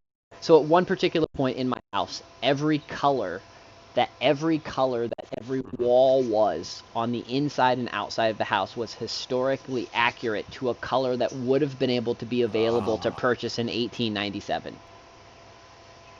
So Right. you know, We actually did that on a project recently. It's really cool. Really cool. so you know, so I got hyper focused on historic restoration. Now, Right. now the problem I have, and this is one of the is that I get hyper focused, and then I get to this pinnacle, and then it just goes. And Were you in at that particular time? Were you and Lisa kind of running everything alone, or was your parents there yet, or just kind of you were doing everything by yourself, or? for the first couple years, I was doing everything by myself. It was me doing everything by myself, and then I ordered Lisa on the internet, and then she moved in here, and then we perfected running the business. Actually, by the time Lisa got here, that was when I could start getting chickens and such like that, and that's when I was starting to gear more towards the farming aspect. So, Yeah, so you kind of took care of getting the house squared away for quite a while. yeah, about 3 years before I met Lisa, I did everything. I was running everything down here pretty much by myself. Wow, that's a lot of, but it's a lot of work too. I mean, Oh no, it was. you also had the youth. I mean, you were like what 30 or 20 when I you was went down there. You were what, 25, I was 27, I was something? 25 when I moved here. As I tell people, I was when Uh-huh. I retired at 25 penniless. So, but I So you were in a downhill pedaling trajectory in two ways. yes. Except that in a good way, you were using gravity to ramp yourself up the other side by I using your hyper focus. So I you were like literally rolling tens the entire time. yeah Dungeons and Dragons yeah references aside, I but dropped out of yeah. I dropped out of college. I dropped out of college and I gave up my job to move. Oh, I dropped out of college. I gave up my job. I gave up my friends to move from the suburbs to the country in an area where I didn't even know where the grocery store was. I didn't know it when I moved here. I didn't know a single person, and I didn't know where the grocery store was. I just knew that there was this awesome house. You didn't know that. Yeah, and you told me how terrible it was in your particular case for your personality, losing your friends, that most of them did not come to visit, and that Nope. you're such a hypersocial person. And I was like, I'm going to have the opposite effect of that. In fact, I might actually find some kind of a happiness not being away from all this Oh, over we socialization we should goes on here. But the thing is, being away from my job, like my job is like a mixed bag because I know I'm going to miss parts of it, but there's sometimes where a lot of times lately, especially this past year, where it's been so stressful, I've just literally thought was stroke out sometimes or keel over from a heart attack. It's just like it's way too much stress, and I know that I won't miss that. I can't imagine even trying to build a log cabin being that stressful. Like even if I have to start from nothing and build my own place, I don't think it will be as stressful as some of this shit I've had to go through this last year. Oh, I want to add the other thing that's also important for folks that really know me very well. The other thing I gave up is when I left Ohio, I had high-speed internet for 5 years. So I'd had high-speed internet since 2000. So I hadn't dealt with dial-up since early 2000. I moved here to Southern West Virginia, and they only had dial-up, and I had to go what felt to me back in time. So I gave up my job, my college, my friends, and high-speed internet to move to almost feel like I was going and being Amish. So So you basically what you had in Ohio right before you moved there, you probably would have that probably would have been DSL or would have been yeah, I had DSL. Yeah, something pretty close to it. yeah, no, it was definitely DSL. Because Yeah, that was probably right around the time where a lot of places were starting to go to fiber optics, and some places still had DSL. But you went and it literally had dial-up. And some of the places I've looked at literally don't have any electricity at all, much less phone service. And I'm just like, so I and probably could deal with that, but I might get a little bored sometimes because I do tend to watch stuff online occasionally. So like and, a lot. and Lisa did point out, and because I gave up all of that stuff is what put me down the path to meet her. So, and then she's right. you know, that's what's interesting is all of that sacrifice, all of that. Well, I mean, I look at all that sacrifice. I did all that sacrifice, and I never would have known I wanted to be a farmer if I wouldn't have done those sacrifices. I never would have met Lisa. I never would have realized how much I actually have a passion for historical restoration and saving. I never would have realized how much I like permaculture and things of that sort. So it was, you know, because of all that sacrifice. Did Lisa have that same trajectory that you've already guys are already on that path, or was she also changing from something else? No, Lisa wasn't. Lisa was an artisan baker living in Charlottesville, making really good money, living in Charlottesville, Virginia, being an artisan baker, really happy in her scenario. So never even thinking about moving to the middle of the country and moving into a farmhouse and things of that sort, running a bed and breakfast and having a farm with me. Like that was not, you know, that was something that was not something that she was immediately thinking about doing. You know, she wasn't longing to get out. She wasn't, but she wasn't.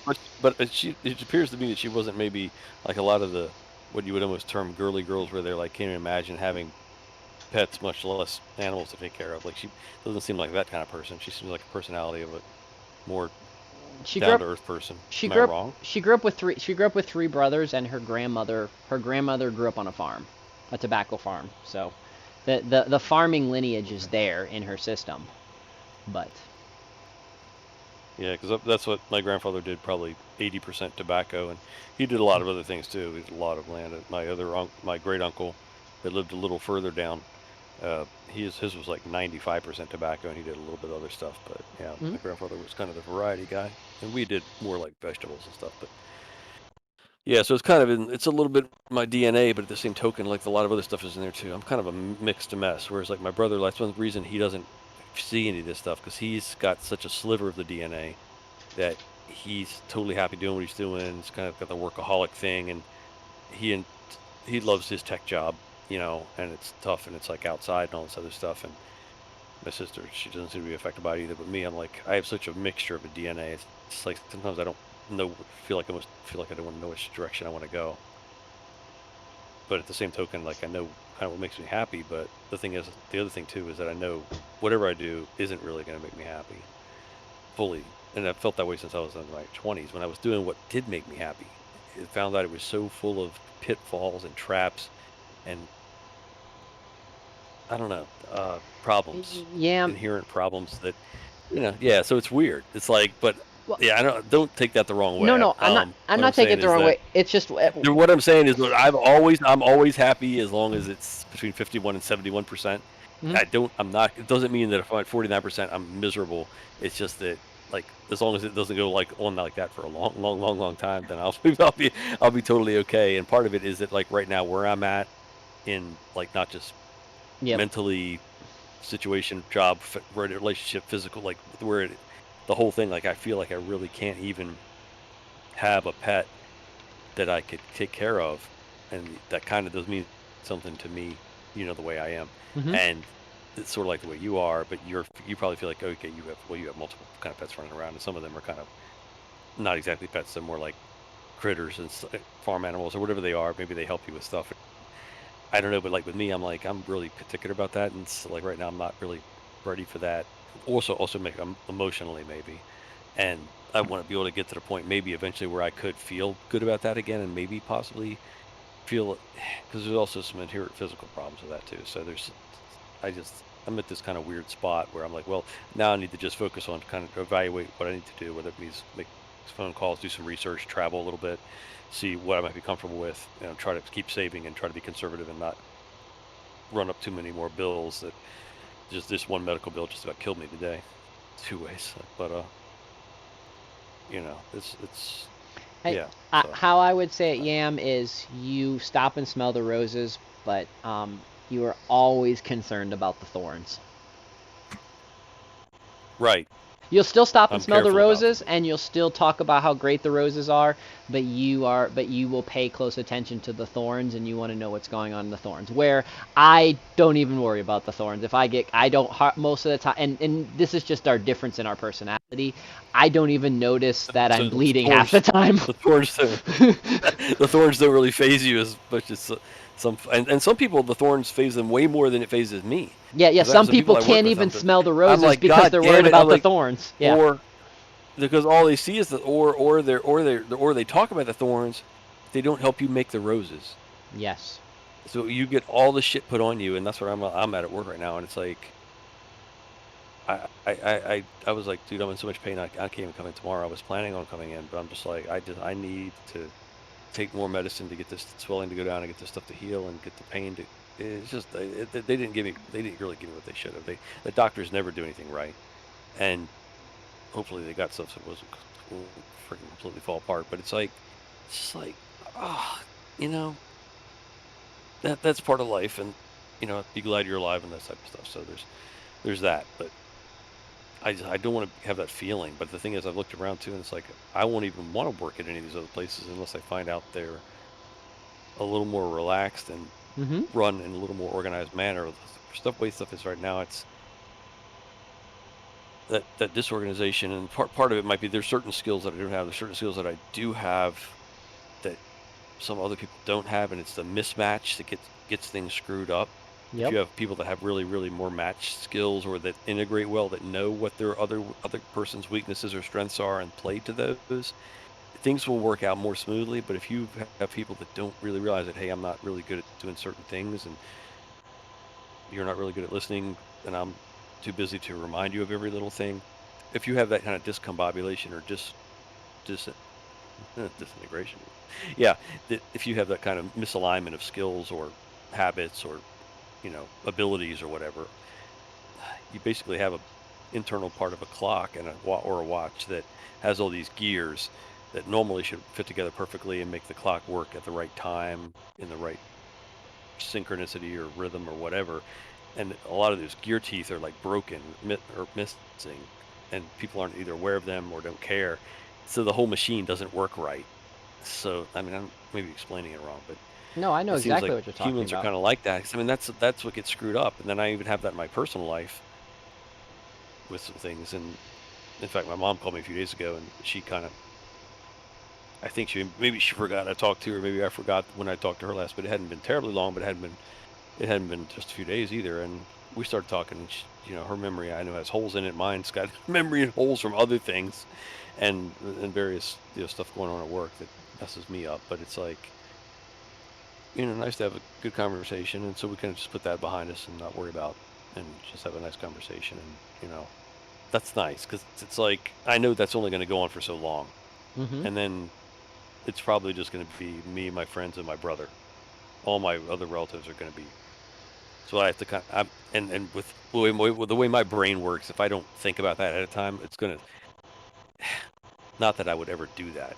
'Cause I'm not built that way, but I don't want it to come as a shock to me. You know what I mean? Oh, Mm-hmm. where did everybody go? I'm alone. Well, didn't you want to be alone? Yeah. I mean, I'm weird that way because I had a relative that lived in another part of the world, and he was extremely socialized. Okay, this was back when I was married, and he said, well, something my other family members, something about with. Well, I won't talk about that, but it was a similar type thing because of where they lived and the way they acted or whatever, which was not. He noticed it because he was hyper socialized. And I was like, I said, I guess you would consider me like a cowboy. I don't need to be around a bunch of other people to feel like I have justification to live or could find happiness. I'm not saying that I would want to be completely the last person on earth. You know what I mean? Mm-hmm. Either, but it's kind of, I guess, I don't know. Well, I mean So that's did you what. feel like, so you must have felt like shit when you moved out there for the first 2 years? Were you able to still stay in contact with your friends via phone or any way, or Oh you yeah, just yeah. completely had to abandon them, or what? No, uh, it was definitely like, actually, I also put into the category of um, one of the main reasons that I'm ecstatic about the Great Snow Day, and that's what I refer to as the COVID stuff, is the Great Snow Day.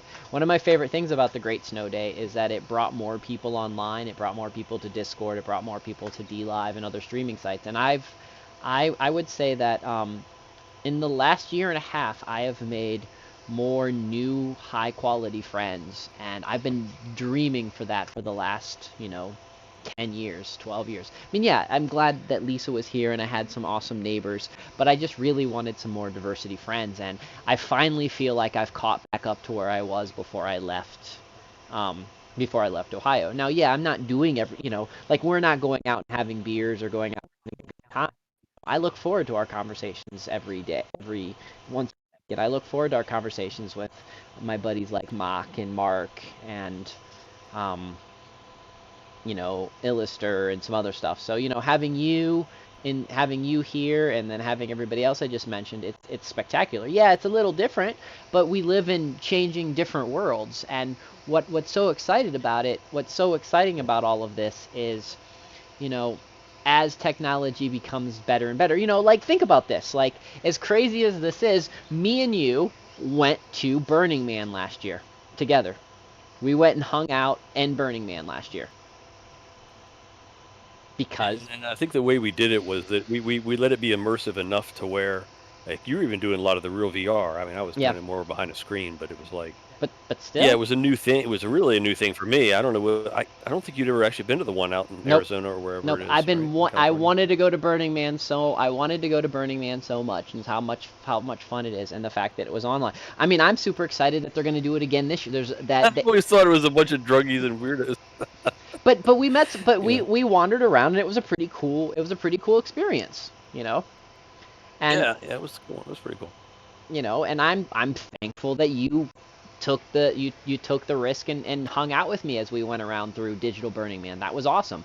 That is the kind of stuff that I'm talking about. Is just so cool with why I'm not afraid of being alone in the future anymore, because I know that the technology will help fill some of the gaps if stuff happens and I can't necessarily hang out with my friends in person. I've got a VR set that I can throw on, and as the technology gets better. And the other thing too is that, one thing too is that, like, I'd been feeling for decades that, like, after college, I lost so many of my friends to marriages, Mhm. theirs and mine both,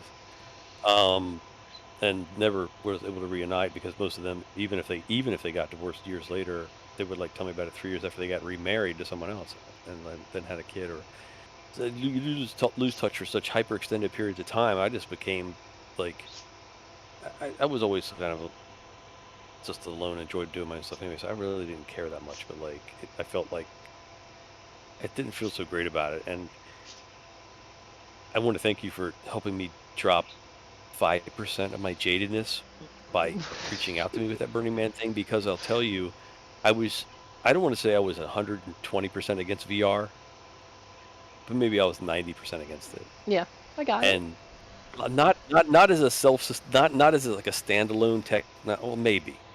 I think it has something to do, with me. Usually, it has something more to do with philosophy and, like, Hmm. and technology. That a lot of people that are doing the technology or even creating it aren't.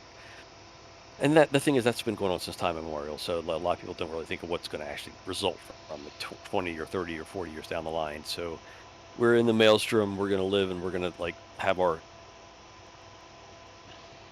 however you pronounce it. We'll have our generation, or we'll have our epoch, or we'll have our time, and we're in our own time, and so we can't, like, transcend that really. Well, we could, but let's just say we can't for the moment. But but to get me out of being, like, jaded, especially with my personality and the way I've been trained and all this other stuff, that's almost impossible. So you just, like, moved a mountain for that, and you didn't even try.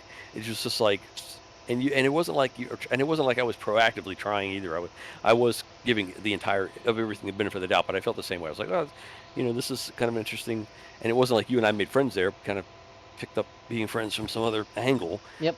Whether it was D-Live or whether it was whatever it was, I think it was the fact that, you kind of reminded me of a lot of stuff that I lived in when I was, or the kind of life that I lived when I was much younger. I was much more, 90% of the people I knew were either farmers or friends from school. So Well, it wasn't like I was trying to, Well, and one of the things that I try to look at is I actually like to look at the stuff that people are very much against and that they say is bad and evil and horrible and that kind of stuff, especially if it's a technology or something, because all this is just a tool. Now you can use this tool to do really bad things with. Like, you can kill people with a shovel. Right. but you can also dig spectacular holes and plant some awesome plants and do all the stuff that you need. So, you know, it's like the same. Look at my shovel. I'm never gonna look at my shovel the same again. I mean, it's I mean, it's the same thing. I'm sorry. It's the same thing. Totally uncalled for. No, it's the same thing with video games. Some people view video games as nothing but horrible, but they're also great tools. If used properly, they're great tools to be able to, you know, hang out with your buddies and do stuff. You know, it's all about using the instruments that make that. And I remember, I kind of remember, and I kind of remember making some new friends and meeting some people through various ways, and sometimes maybe not so great ways. But when the internet was like first when DSL first came out, that first year, and like you said, so many people jumped onto it because it was kind of the new cool thing, and just to see most of it was probably to play games or chat or whatever. But you know, those were kind of cool things in that early dawn of that, and it wasn't like people were really overtly trying to be there on purpose. They weren't trying to do it. I mean, maybe some people were trying to be fashionable. Some of us were just like, we hung out with a friend who was a real nerdy guy who knew how to build computers, and we had a job where we had to learn particular software programs. So that's, in fact, when I was my first computer up in one particular room that I had, and then I got one for my wife a couple years later, but that one that I had for the years before, I literally never even had it connected to the internet. And then one I had separately connected to DSL because I was like, I knew something got screwed up. So as soon as hers stopped working, then she plugged mine into the DSL with my permission, of course. It's like years like, how can I tell a story 6 different directions from 4 years apart? But anyway, so that happened, and then as soon as she plugged it in, like literally nothing happened. As soon as we turned it on, it was already infected with some kind of horrible virus. And we didn't have to press anything. Well, my friend kind of tracked the whole thing down. He's like, yeah, he literally ripped the computer apart and reprogram everything and start it from nothing again. But he's like, yeah, that type of thing was just sitting on the line, waiting for someone to plug it in. Then the next computer was going to get plugged in was going to get destroyed, basically. And I was like, this is insane. So the phone companies have no control over this stuff whatsoever. You know, they think they do. They tell you they do. They tell you, oh, we've got antivirus. Really? Apparently not. So that kind of freaked me out because I was like, oh God, that was my work. That was my personal computer, but it had all my work stuff on it. And I was just like, oh God, what a wreck. Luckily, I had most everything backed up on CD or whatever. So. Yeah, thanks, Dan. Like you sound like an awesome dude to hang out with as well. Like that's the thing is, maybe in the future, like I'm not sure if I had mentioned this before in this show or another one, but I'm actually on the process. Me and Lisa's decided we're going to start putting some campgrounds. We're going to start putting some campgrounds and such in, and then I want to, after I get the campgrounds in, I'm going to build like a little camp shower, and then I want to bring in, and then I want to bring in some stuff. Then I want to be able to bring in some stuff so people can like hook up some RVs and such like that, and maybe maybe a place so people can just like come and hang out. Like I'm not necessarily doing it, I'm doing it. I wouldn't mind making a little bit of money on the side to help offset some costs, but I'm more doing it so that I have opportunities to have places for people to just like come and hang out, because I can't currently, with the way my house is set up, I can't quite do what I want to do here. And I really do miss the innkeeping. I really do miss having people be able to come here on a regular basis. So, the idea is in the future I want to start having more ways for people to come hang out and do stuff, because there's a lot of awesome, great people out there that I've met throughout the course of. So. Oh, that's so cool. That's so cool. He said he's shopping for some kind of camper van. That's awesome. Yeah, dude. I didn't realize he was all the way in California. I kept thinking it was like Texas or Tennessee or something, but that's pretty far, yeah, California. Yes, the Splinter vans are pretty good. Actually, you know what? I've heard people just buy honestly just buying the old campers. Buying some of the old like mobile campers, the old vans and such that were the campers, and just completely gutting them and redoing them, especially if you know a decent mechanic or you know how to turn a wrench. Sometimes I've heard people say that's just a really good idea to do as well. And that's the thing is, like, I also, my dream is in the next couple years is have my spot as a destination for people to come and learn shit. I mean, I don't know if you guys know my ultimate dream. I don't know if I've talked about it that much on here. So my ultimate dream would be to have the nonprofit, have the Mavis Institute, own pieces of property in different particular places.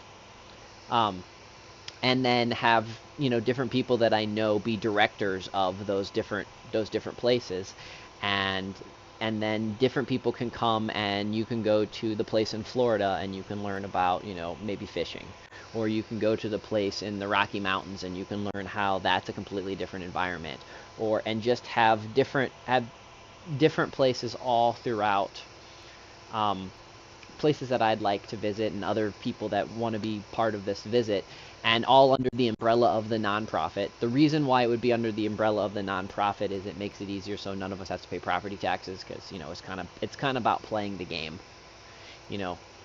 and so with the nonprofit can own all the property and things of that sort. People like me or Yam or other people could be the director.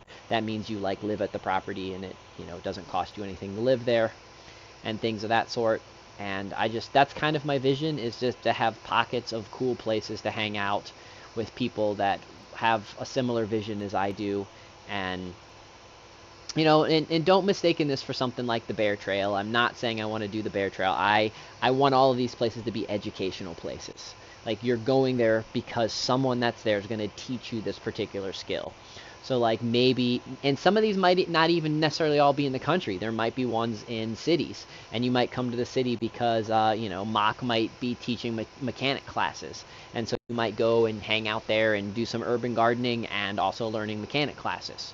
And so it's kind of like if you take the idea of college and then having the satellite universities and the satellite stuff. That's what I want to do. Is since I don't know how much I can build a small knit community here in the middle of nowhere, but if I can build a node community where there's just nodes, and with the awesome technology that we have today, we can all stay interconnected. We can throw on VR, we can talk on Discord, and who knows what also future, what if we get hologram technology in the future, and we can have hologram technology and such like that. So there's a lot of stuff, as I think the future is going to be awesome and cooler and better, and just do a lot more sharing. So many people talk about, I was in a great conversation with one of my friends today. We were talking about how, people keep talking about, oh, this person's self-made. And when I ever hear somebody say that they're self-made, the first thing I tell them is, is that they're lying. There's very, very few people in this world that are self-made. The reason that they were successful is either A, they screwed over a lot of people, or B, they gave to the community and the community gave back to them. So a lot of small businesses that started from nothing and became really big and powerful were because they gave to the community and the community gave back. A great example is early days. Early days with, Ford, that company, the car company.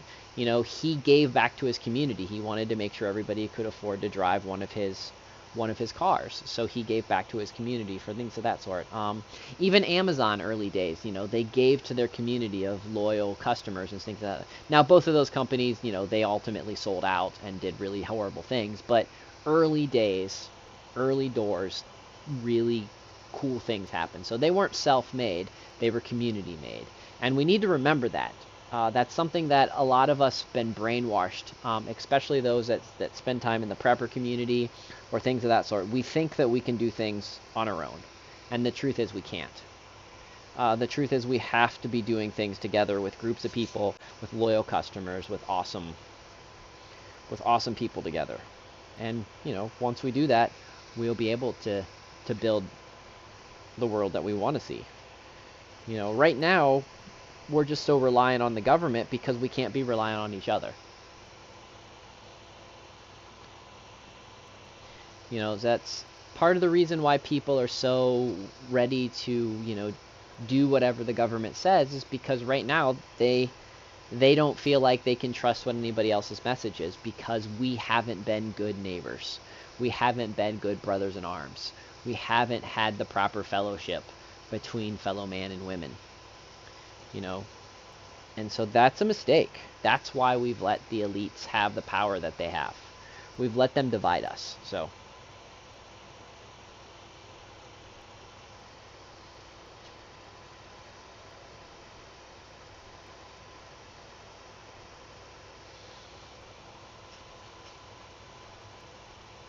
well, I mean, you know, and the thing is like, you know, Mock, in your scenario, I think a lot of that has to do with the way the Lyme's disease, with the way they use that bioweapon to control you. And that's the thing, is there's bad people doing bad things that find ways to control people.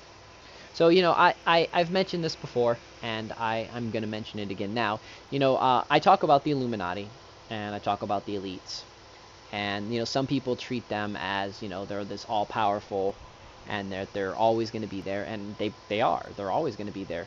But that doesn't mean that we can't have a seat at that Illuminati table, and that we can't be the person that changes the way the Illuminati functions. You know, we don't have to live in that secret society. We can play their game. We can sit down at their table. We can learn their rules. And we can beat them at their own game. Or maybe we're not going to beat them, but we can play their game by their rules and make our life and everybody else around us more luxurious and more spectacular and more awesome. So we focus, sometimes the problem is the solution. And if the problem is the elite, the solution is to be better than the elite. Is not to become them, but be better than them. Is to take what they're doing and take their skill set and flip it on its head. You know, if they want to spread all of this, you know, piss and vinegar, if they want to spread all this stuff, this vile, you know, ooze like underneath, like in Ghostbusters, then we can spread, you know, positive juju and love and awesomeness and hope.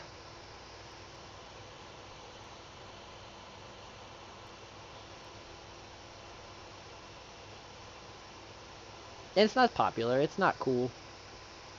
You know, it's. I'm never going to. I've known this early days. I'm never going to be financially rich because I'm spreading the good message. But honestly, like, how blessed I am right now and the wealth that I currently have is awesome.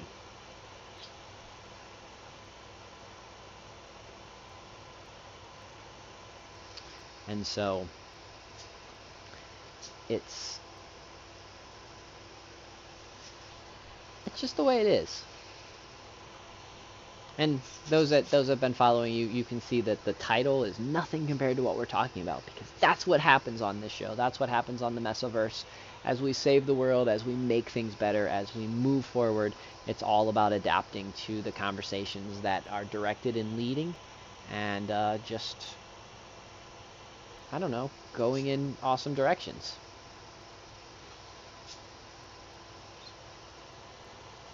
And, you know, there's always going to be rainy days, and there's always going to be gray clouds. There's always going to be storm clouds approaching.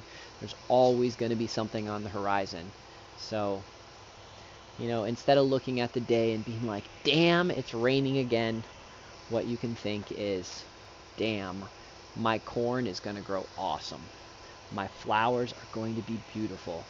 Life is spectacular. And if it's not spectacular yet for you, then you just find those moments, because, you know, and it's hard. You guys don't. I don't purposely spread my downtrodden days when I'm melancholy. The reason is because it's easy. So hope is less contagious than gloom, and so I try not to spread the gloom and doom out there with you guys. So if you've noticed why I haven't been on as much, except for the weekly shows and such like that, is there's been some not only when I've been busy, but there's been some gloom going around, and trying not to spread it, trying to spread like joy and hope and awesomeness and, you know, the way that things are going to be better. But, you know, also being real, you know. The other side is I also have a lot of farming chores.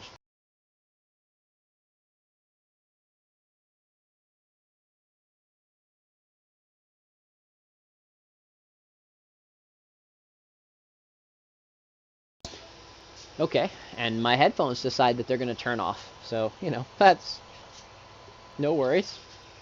That's why I have, like, if you realized how many pairs of headphones I have sitting around. But again, if anybody else wants to join and come in and have conversations, we can go back to talking about the difference between men and women. We can talk about the hope in the world.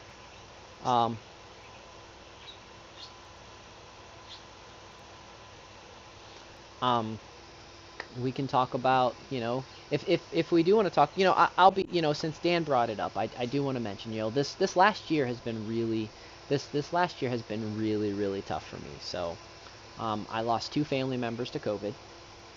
I lost 2 friends for sure. I know that's why they committed suicide, but I lost 2 friends to suicide. And then so far I've lost 1 friend and 3 acquaintances to the vaccine. So, you know, this has been a really tough year. And I've also, and between all that, I lost my great aunt. I lost, Lisa lost her grandmother. I lost another friend to illness, just general regular illness. And again, though, this is kind of what to expect when you're in your 40s. It's kind of one of those things you expect. So it's been a really tough. It's really been a tough year for a lot of people, and I get that. And that's the other thing. To anyone out there watching, if you really feel down and out, you feel like you don't have any hope out there in the world. You just don't feel like you can get a hold of me here on Discord. You can, if you don't do Discord, let me see if that'll bring it up. There's my website. On the very bottom part of my website is my phone number. You can call me. I might not answer initially, but leave a message and I will call you back if you just need to talk or anything like that. I don't write my phone number out because bots get it and then I get caught up. But if you go down there, you'll see the number there. Or you can send me a text message. Again, if you need someone, if you need an ear, if you need a friend, if you just need to bounce some ideas off of somebody, if you just need somebody that is going to tell you that, you know, we like you just the way you are, you know. If I have to be Fred Rogers, I can be Fred Rogers. So, yeah, Dan, I'm very on the fence about suicide. Suicide is a selfish act, but it is also one of the few acts of personal love, because it is a way of saying goodbye to yourself. And I don't know, it's a really interesting thing. I would rather see all of my friends live a nice, long, happy, wonderful life, and to do great things, and to not burden the world. I mean, death is, because of the way our society currently deals with death, and because most people have a warped idea of how death is. Being a reincarnationist, I don't have a fear of death. I don't want to die, but I don't have any fear of it.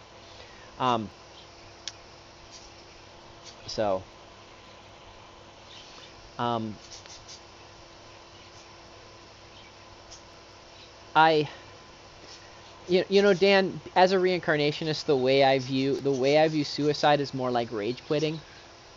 The problem is that you don't know what cartridge you're going to get next. So you better hope that this wasn't a better level up, this wasn't a better game than the new one you're going to play. So because in your next game, if you commit suicide in your next game, it's going to, I personally believe that if you commit suicide, your next game is going to be a little bit harder. They're going to bump you up to a little bit harder level. So if you're already playing on hard level, you're playing on insane level now. plus you don't have the support group that you've built up, and you don't have the experience points and all that kind of stuff you've built up in this particular life. And so you do need to rethink the idea of that. And then plus, you know, like you said, the sadness and the melancholy that you're going to pass on to others. But Never know. Maybe the family would be happy to see them go. That's how some of the people feel. Yeah, I mean, in some ways, that's why I have a really tough time in some scenarios, because I can't see all scenarios for people, and so I just like I said, I prefer to see my friends as happy and moving forward as much as possible, but I by no means will ever shame. I will by no means ever shame anybody that ever decides to make that decision. I will just be very sad that if I didn't have a conversation with them, that I couldn't help figure out if it's a decision that they're making that's better for them, or a decision that they're making because they're lost and broken. So. And see, some of the people that get to that point and feel that the way they do, there's many reasons what could lead to it. And most of them, the last thing, they're trying to be is selfish. No, I agree. Yeah. They're trying. Speaking from someone that's been there more than most people could ever imagine, that when the world piles up on you in ways and you keep trying every which way you can to go forward and better, and all it does is keep backfiring, the last thing that usually you're trying to do is hurt others. You usually feel, I should just give up because all I do is hurt others. Yeah, no, that's why I told.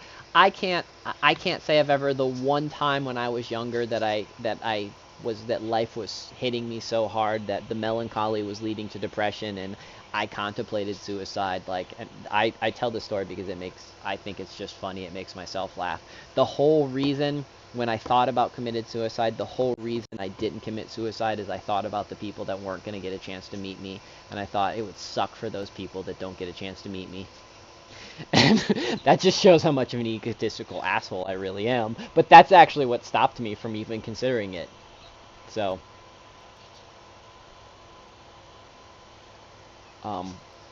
you know, so I don't understand. Like, I have empathy because I've never obviously been in that deep dark of a place. And I hope I never am, to be honest. So that's why I have a lot of compassion for folks that have that are in that particular spot, and why I feel like I can, if someone's there close, why I will I'll try to be that ear, that phone call, that hug, that common sense. Like I said, my two friends this year, my one friend, I mean, I'll go a little sad about this year, but of my two friends that committed suicide this year, my one friend, it was probably inevitable. She had been off and on for the last 10 years.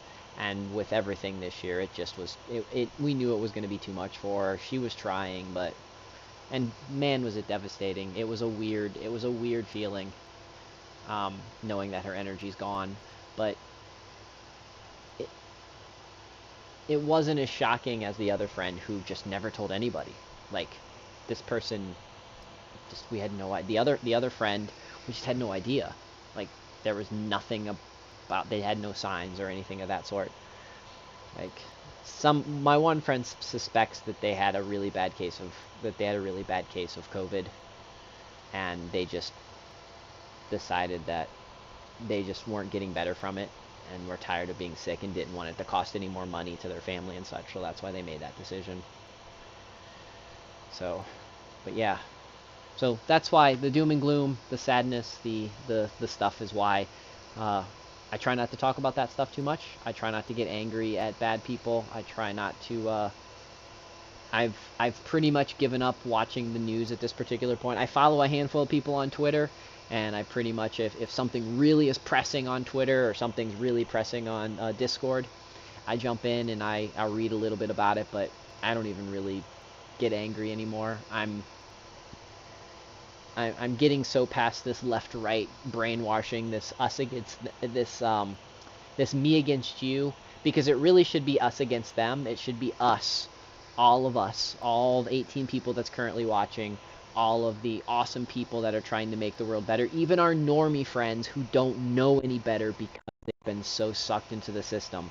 It's us against the ones that are purposely trying to manipulate us, and the ones that are trying to make us bad people.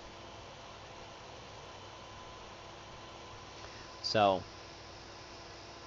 and we just have to remember, we're not, it's not left versus right, it's not woke versus wake, it's not, it's, if you've got friends that are suckered into one side or the other and they're just drinking too much of the Kool-Aid, it's our job to water down that Kool-Aid and to help, reel them back in so that they're not part of the machine. Now, there are some people that are just bad. They're just bad apples. And there's nothing we can do. Throw rocks at them? There's nothing we can do about the bad apples. If you want to throw rocks at him, you can throw rocks at him. I'm not going to throw rocks at people because my luck is I throw a rock at somebody and it bounces off of them and hits me in the face. So, that's just how it goes. That's your luck. Yeah, that's my luck. That's how it goes for me. So I'm not throwing rocks at them. It's one of the things, I was actually talking about it earlier today. Some people want to know why I am more of, some people like to use vinegar to, shock people awake and to make people realize stuff. And I like to use honey. And part of the reason I like to use honey when it comes to people I don't agree with and people that I don't like is, one, because I don't mind the sweetness. But the other thing about honey that people don't realize is that it's sticky and annoying. And you get it like all up in everything, and then you're sticky and you just don't feel like you want to be this anymore. And so, like, if you get bad people and you make bad people stop being bad people or stop doing anything with honey, you're sweetly changing their mind, and they're also just so annoyed with what they're doing that they're going to change their ways, because it's going to be easier to not be sticky all the time. So, that's my tactic. It's not, I am by no means the tip of the spear, as Alex Jones would say, how he's the tip of the spear. I'm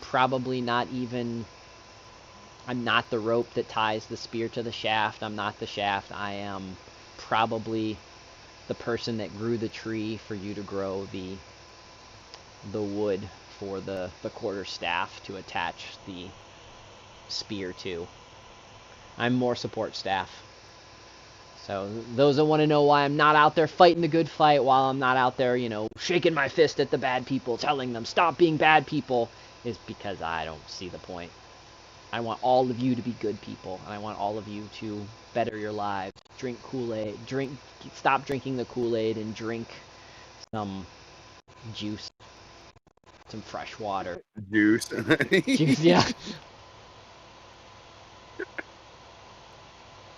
I mean, if you make Kool-Aid, just use the real sugar. Yeah, make real Kool-Aid. Yeah, don't make that cheap. Don't make sure it doesn't have food coloring in it. There we go.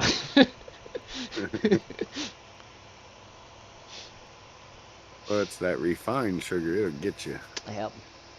The kid cocaine. If you ever watch a little kid with, if you ever watch a little kid when they eat a whole lot of sugar, it's like, man, they are tweaking. It's, I think I kind of feel bad about that, like, Bro, you seen kids on pixie sticks these days? Holy cow! Have you ever read the instruction? Pixie sticks don't have sugar in them. Like, I know whatever's in it, dude. They're all over the place. I don't think I had, like, my sister gave me some pixie sticks the other day. Yeah. So, so for those that don't, make sure we're all talking about the same thing. So here's pixie sticks. Okay? These are actually true pixie sticks. Oh, Lisa threw away the instructions. But there's no sugar in pixie sticks. It's like dextrose or something. And I know dextrose is a type of sugar. Sucralose. But like dextrose, sucralose, or whatever. I don't know. But I was surprised. Like, I thought it'd be like sugar. you know. Now, I mean, it might have as a kid, but, you know, I don't know. Well, it's like, right, it's that refined stuff, and It's it refined makes their chemicals. brains bleed. Yes. It's not good for you. Limit the amount of pixie sticks that you do. You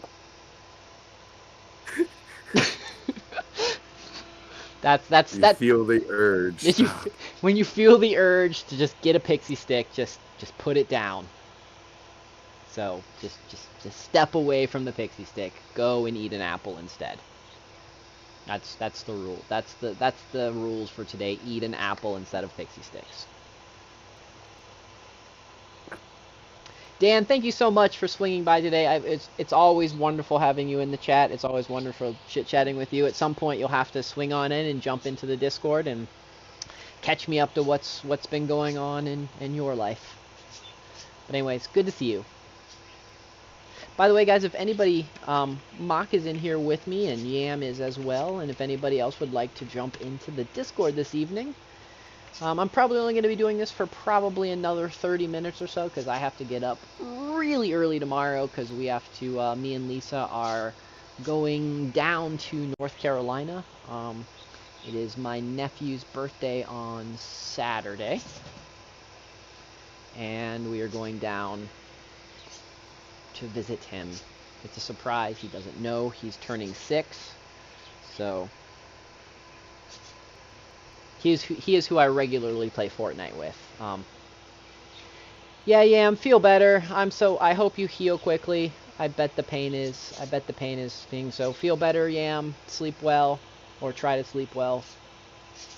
Eat more THC. You'll feel better. Eat some almonds if you don't have any of that. Almonds are a natural thing, or go out and find some wild lettuce. Wild lettuce has natural morphine in it, and it's a good way to make yourself feel better as well. My wild lettuce.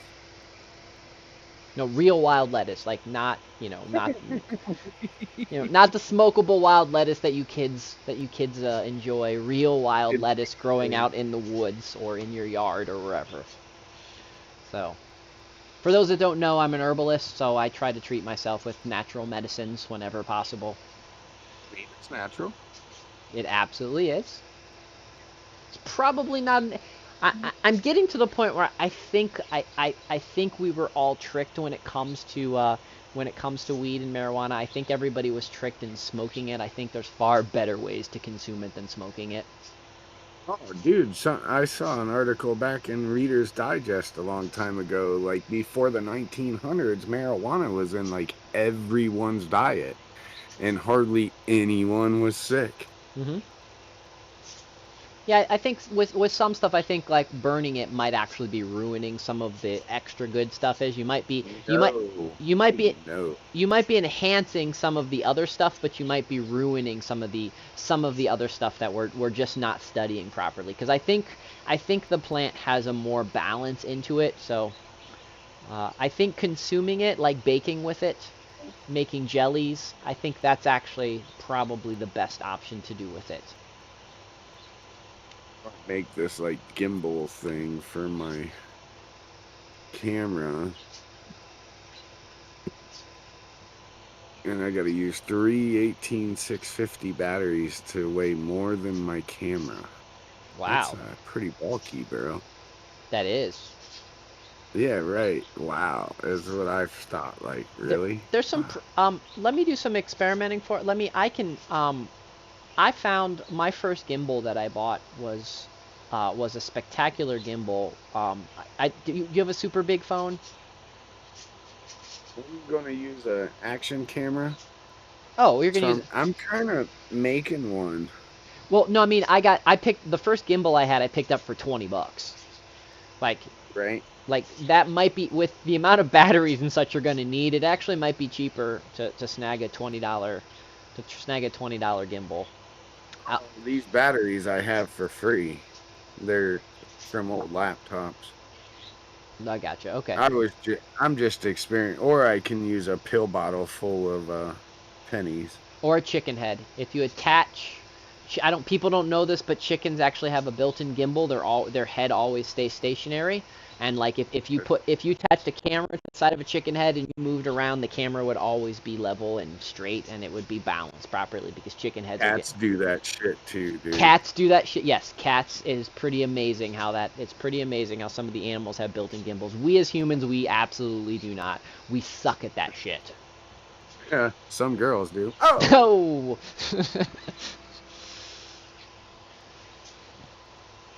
Oh, yep.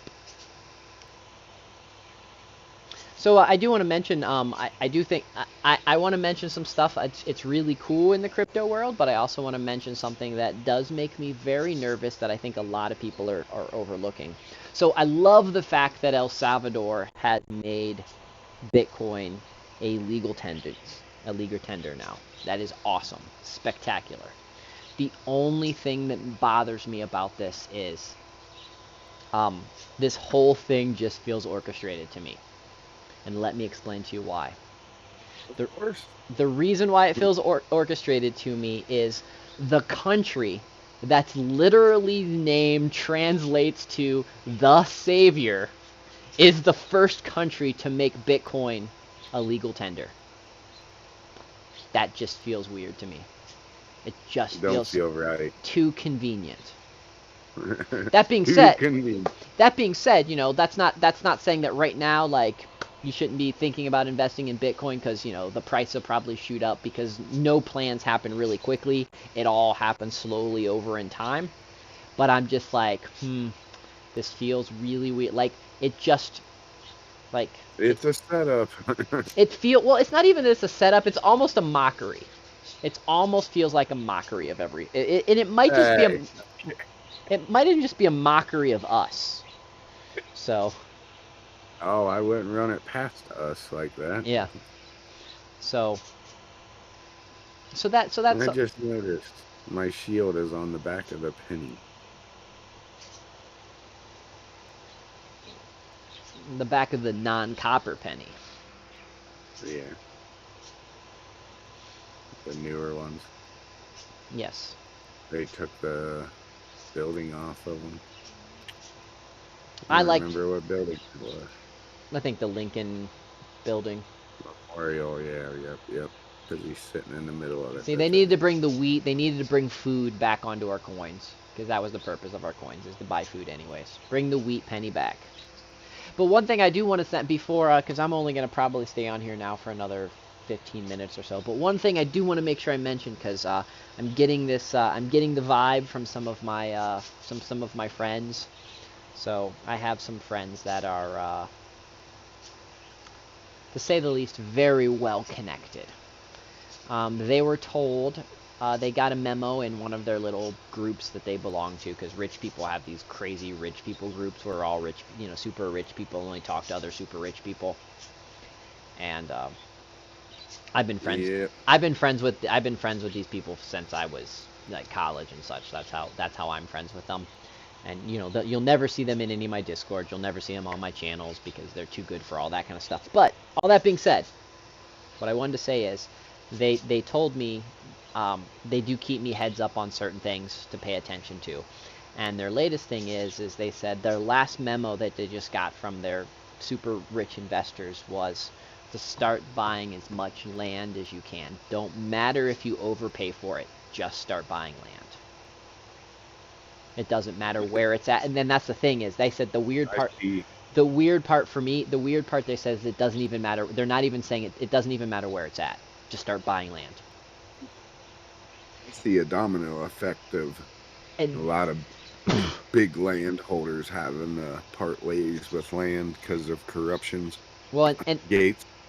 And that's making me nervous is when they're starting to tell these people just start buying land. Don't worry if you're overpaying for it or anything like that. So, and these are folks. What worries me to a point, even though someone like Gates is pretty corrupted, if the government starts taking people's land like that and not returning it to the people, is when I will really be worried, because that means they're going to be on a land grab. Well, and Agenda 21. and that could be the thing is they're telling all of this people they're telling all the people to buy up all of this land because I think Agenda 21, I don't think they're going to I don't think they're going to do intimate domain or land grab because they know that if they do intimate domain or land grab, there's going to be a lot of legal fighting, and they're going to start, and more normies are going to wake up, and more normies are going to fight against that. But what they can do is they can come in and they can start declaring places flood zones, and they can say, we're going to buy this land off of you. You need to move, but we're going to buy this land off of you. And a lot of people are going to say, oh, sure, yeah, I'm just going to sell this land. And so you're going to see a lot of people voluntarily leave their farm or leave their land or something like that. Or, Bill Gates might do something like, oh, well, this farm, well, I'm going to donate, all of this to the government because it's better. And, he doesn't, him donating 1,000 acres to the government's no big deal. But if we have a lot of rich people donating that back to the government, that's how they could do land grabs. And, of course, the rich people are going to get these crazy big tax write-offs or some benefit, or it's going to be like the little guy gets screwed. While all of us are just trying to figure out what we're going to do. So that's where I don't think they're going to be so brazen as to come in and like try to take my farm or come in and try to take anybody else. I think what they're going to do is they're going to play the game and trying to buy out the people. Because here's the other thing. They also know that I'm a rarity. And that folks wanting to have land and farm that actually can do it is a rarity. It really, really is. And so, they can go after and, the 7th or 8th generation farmer that have just not been able to sell their stuff, those kids are going to just sell the farm, and then the government's going to buy it. And they didn't have to be the bad guy. They're just like, hey, you guys put... And they're not going to put up for auction. They're just going to turn it into something like a BLM land or a park or something like that. One of the big things that people, not thought a whole lot about here in West Virginia is when New River Gorge, so that was the state park, or that was the national park that Trump did. The New River Valley here in West Virginia, or New River Gorge, it's this really big area that runs along the edge of the river, and it's a new state park, or a new national park. Everybody thinks it's cool, everybody loves it, but when you talk to locals, some of the locals are, now you can't hunt it. Now you can't cut down some trees if you needed some trees. When it was just kind of privately, forage. Yeah, when it was private or even part of the state forest, you could actually go to the state forest and you could get permits to cut down a couple trees. Or if you went in there and you cut down a tree, no one would ever notice, or no one's going to say a whole lot to you if you just took out a little bit of stuff. But now technically as a national park, you can't even really collect kindling or mushrooms or things of that stuff in it. And people's not realized that those little things can make a big difference. Now, I'll tell you, here in West Virginia, people aren't necessarily going to follow that rule because they don't really give a crap because they've been hunting in this for a while. And unless someone's there, unless there's a bunch of park rangers around, that they're going to do that. But over time, I do see that leading into that direction. Because even in our state forests and our state parks here, there's particular areas that you're allowed to hunt in West Virginia in our state parks and our state forests. It's just the national park is when the rules start getting ridiculously silly and crazy. So I see that as where Agenda 21 is going. Like I tell people, I vision in 50 years, I envision West Virginia as the national park of West Virginia. That's how I view it, with people like me living between parkland. Now You already do. Well, yeah, I mean, I still got a lot of neighbors, but I'm hoping as my goal, and one of the things I really am trying to do is as property. I know the ages of most of the people living around me. I know that there's not a lot of people that want to move to Flat Top. Or there's not going to be a lot of, and the young people aren't really going to stay here because most people can't sustain themselves. But as some of the property goes up for sale, I would actually like to try to expand, get people I know. I would either like to buy it or people that I know around buy it, so that I can keep a nice buffer around me so I'm not initially surrounded by parks and such like that. I am blessed with I do have the ski resort right behind me, so I know that's not really going to do anything crazy. And I know that I have some other opportunities. There's a couple family plots that are always going to stay family land, because just I've met some of the kids. But there's little pieces and parts around that are going to do some stuff. So it's just one of those things I'm trying to pay attention to, because I think that there's lots of stuff we need to pay attention to, because I think they're going to try to turn West Virginia into a big park. I think you're going to see a lot of the more rural states. Like, Spit it out, Doc. yeah. Let's see. That hard word is so hard. Oh yeah, that's not a word I'm really good at saying. So Neither. I'm gonna pop this up here so you guys can see. This is something that people maybe don't realize, but that is that's federally owned land. And like, look at Nevada and California, like, and even Idaho, where everybody's moving to. You know, a lot of people talk about how much they love Idaho, and a lot of people moving to Idaho, but look how much federally owned land there really is. Like on this little purple map that I'm showing. So, you know, it's kind of crazy. Let me see if I can get the... You know, and I mean, West Virginia really does have a lot of federally owned land, but it's right there by the Virginia mountains and such. And then that purple area that you see right here down closer to the bottom, this little bit of purple right there, that's actually the new part that the New River Gorge area is. But, you know, the rest of West Virginia over time, and then I don't know if Texas will ever get a lot of federal land, but, you know, as you guys can see, you know, a lot of the states, how much the federal land is owned. And one thing that, you know, keep in mind is the Constitution doesn't make it, you know, the government's not supposed to own land. And what we're looking at is federally owned land. States are allowed to own land. You know, your state government is allowed to own land, and I'm actually okay with the state government owning land, because, you know, they have like state parks, not national parks. Yeah, like state parks, or, you know, some states, the schools are on state land. You know, all that kind of stuff makes sense. You know, government owns highways, not roads, but somehow they own roads. Yeah, that kind of stuff. So this is important. This is important to pay attention, because Agenda 21 isn't going to be like what Alex Jones and what so many people are trying to scare you to be. Well, no, I mean, they're gonna sneak it in through the back door. They're gonna sneak it in a little at a time, and this map's gonna become more purple and purple and purple, and we're just not gonna realize it. And then, you know, and then they're gonna push us out of the areas that the government wants for some reason. Let's do this. Let's come back on this conversation later this year after all the forest fires, and then let's look at their map again. Yeah. Because, yeah, exactly. I mean, we already know what's going to happen again. Well, and you know, and some of the stuff they want to do on the East Coast is they want to start making, you know, they want to have a buffer zone of people not being able to live on the coastal lands. You've heard about that. They want people to not live near the rivers. You know, there's that kind of stuff. So, you know, and I don't know if this even covers all of the, you know, the FEMA land. I think it probably does. But I mean, like, look at Alaska. Alaska's Alaska's almost as big as the United States. Military base. And look how right. Look how much of Alaska is owned by, you know, they're really playing down that with this map.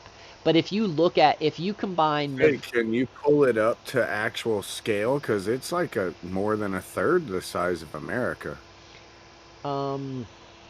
It's huge.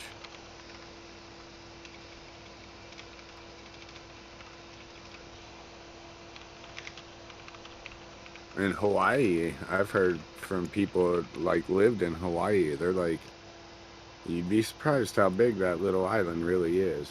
That it's bigger in person than what it seems on maps. I just happened to pick this one. Let's just see. So if you guys can kind of see on this map how big, how much Alaska takes over. Now, if we go back, I'd say about a fourth. Now, if we go back to this map and we look how much that actually, like, that's states-wise. Like, you know, if we jump back and forth, you know, that is Kansas and Nebraska. Look, it's pretty much Kansas and Nebraska is federally owned. And then if we look over here on this side right over here, we can jump over here, and that is, you know, Wisconsin and Illinois. You know, and they're just made this map small, and there's a lot of federal land that the government already owns. Yeah. Dude, I would actually, if you added and smushed all that purple together, you could cut America in half. Probably, yeah, absolutely. Probably, like, where's Hawaii on? Oh, I see it now. The little. yeah. I thought that was part of your border. You know, let's see. Let's ask the internets. Interwebs.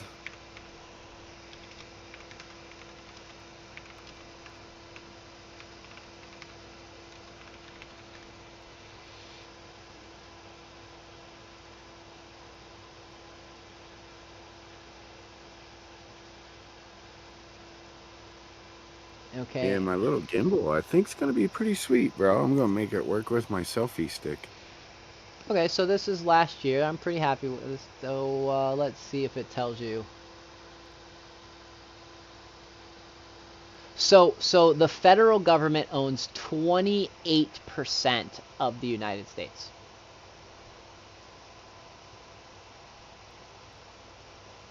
And then if we get into state lands, which we could fall back into federal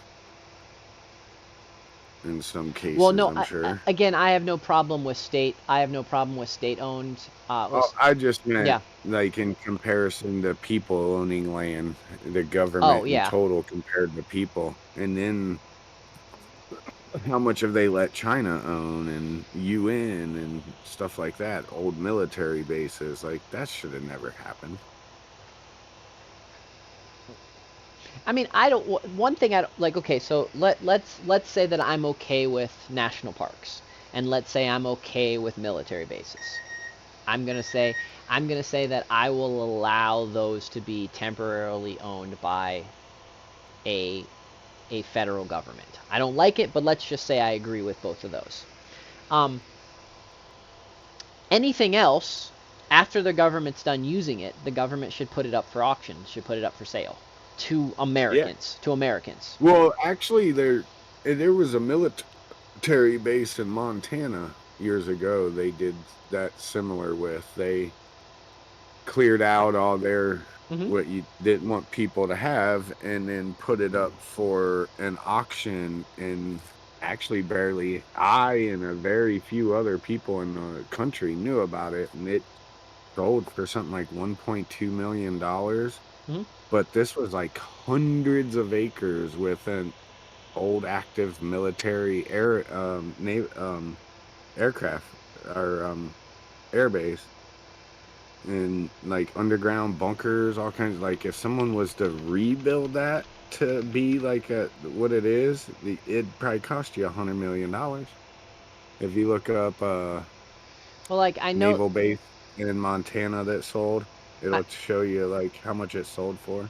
I mean, I know there's this. I know that there's these websites that you can look up federal land and buy pieces. Sometimes they'll give it away, but you got to meet conditions of homesteading for like 5 years, and it's pretty harsh. And if you mess up, they take the land. You're not taxed, but they take the land back. Hey, cool. Free homesteading land. Here we go. Let's buy a lighthouse, guys. There's a lighthouse for sale by the federal government selling a lighthouse. Wait, where'd it go? I want that. Hey, what happened to my lighthouse for sale? The internet said you are not allowed to buy a lighthouse. Actually, there was a dude who did and turned it into a tiny home. No, there's this particular lighthouse is for sale. It's in Connecticut. There's a chick who turned a fire tower into a home too. It's pretty cool. I don't like heights, but pretty cool.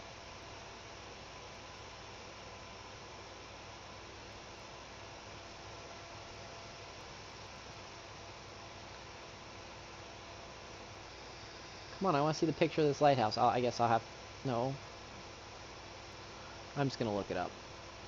Yeah, you have peeped my site some point, Doc. I listed up some of my old race car builds I had, and there right before COVID actually came.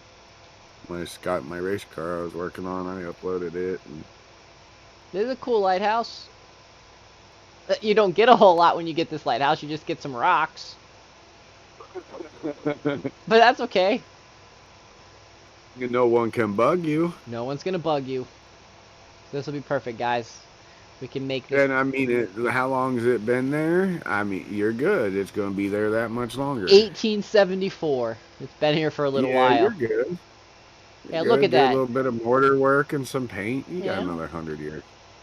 Some rock, like, you know, It's you got... amazing how long paint helps shit last. Yep.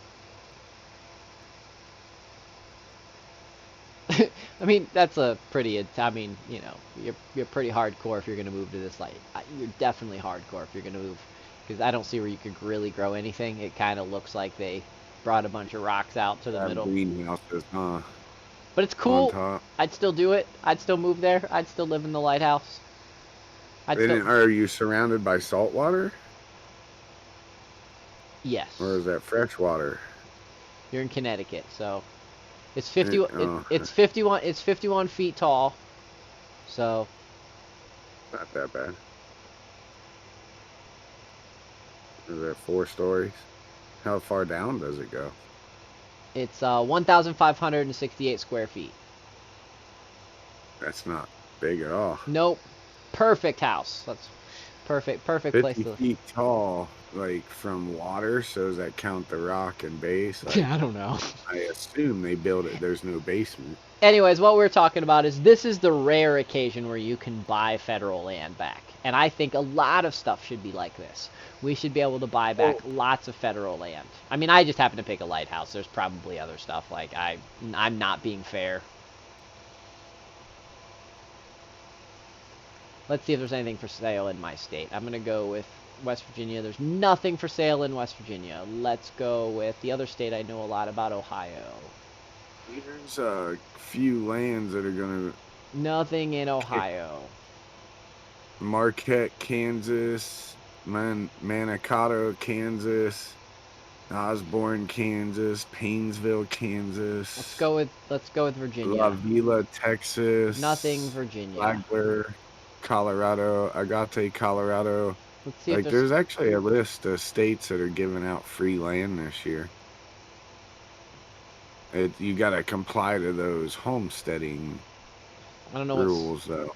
I don't know what special use is. No, oh, okay, we got some special use. Oh, we got a railroad spur from the Kirkland Air Force Base. You can buy a railroad spur. We've got a cliffside storage facility.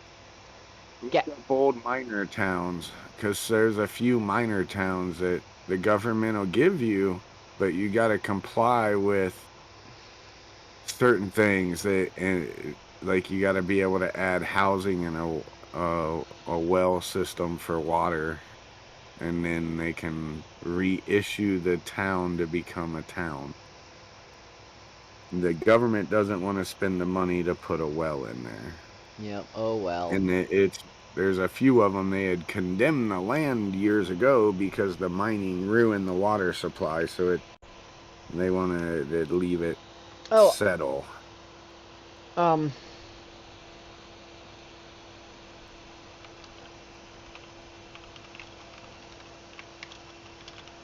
gonna see if I can find this article.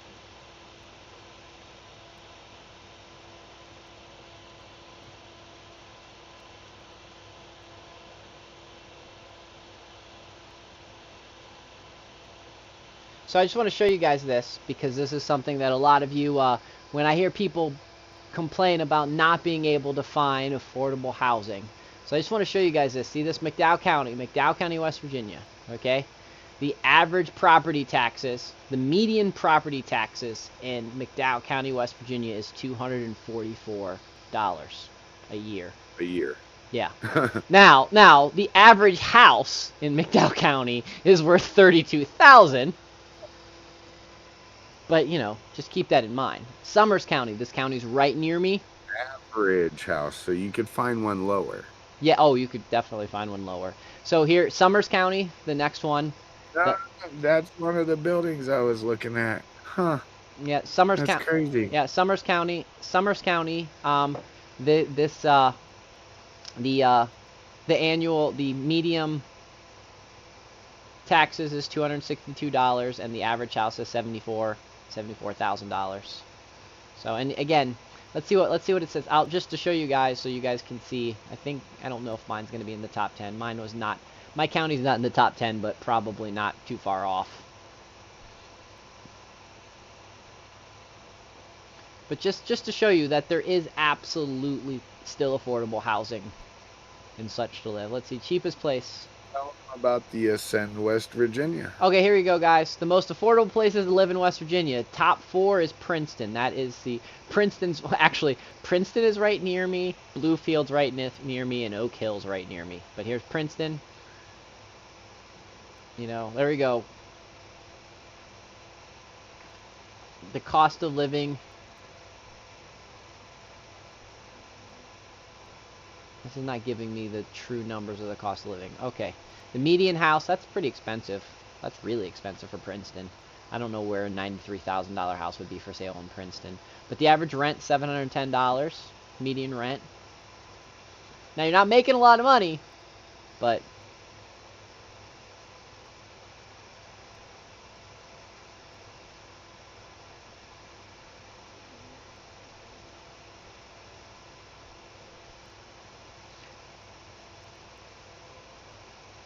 yeah, so far everything's fitting it pretty well.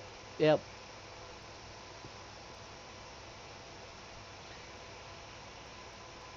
Yeah, jobs are hard to come by. I'm surprised. Diversity all the way at 6. Wow, that's crazy. So, anyways, just showing you guys when people complain about there not being, there just might be places you don't want to live. Like that's what's important about this. Like there's plenty of places you don't want to live. But again, if enough people move to these particular areas, like let me show you guys one other picture. I'll bring it up here. I'll just show you. It's a town I wanted. It's a town I wanted to buy.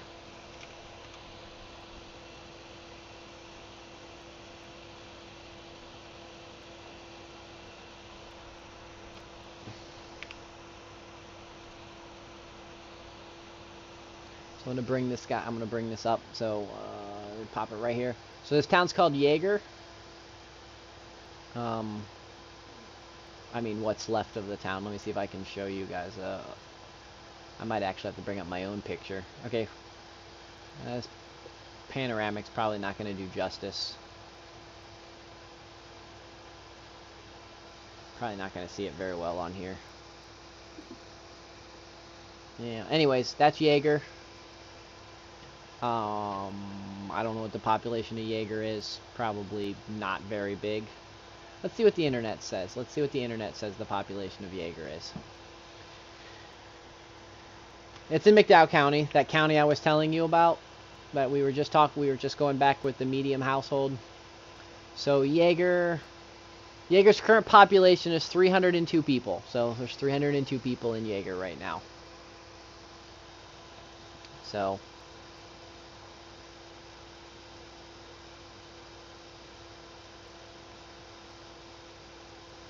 I didn't do the I didn't get a chance to do the census in Jaeger, so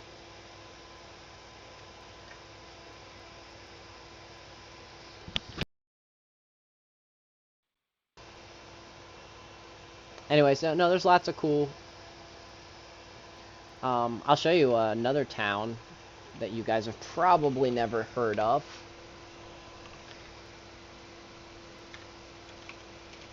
This town is also near me as well. This town is called Thurman. I've been to Thurman. If you guys have never been to Thurman, it's pretty cool. In 2010, okay? In the year 2010, so 10 years ago, and I was just in Thurman about a week or two ago. The population of Thurman was 5. 5 people lived in the town. It's a cool place, man. It feels weird, but I may live there now. I think I know probably about 2 people. So one of my friends, we were talking about right down the street from Thurman is another town. Because unfortunately, like we were talking about wanting to buy property in Thurman, but the state park pretty much owns Thurman now. So we can't really you can't really buy property in Thurman anymore. But down the road, there's another little town that we've talked about. You know. So, and what's crazy is Thurman's still a municipality. Like, it's still technically a city.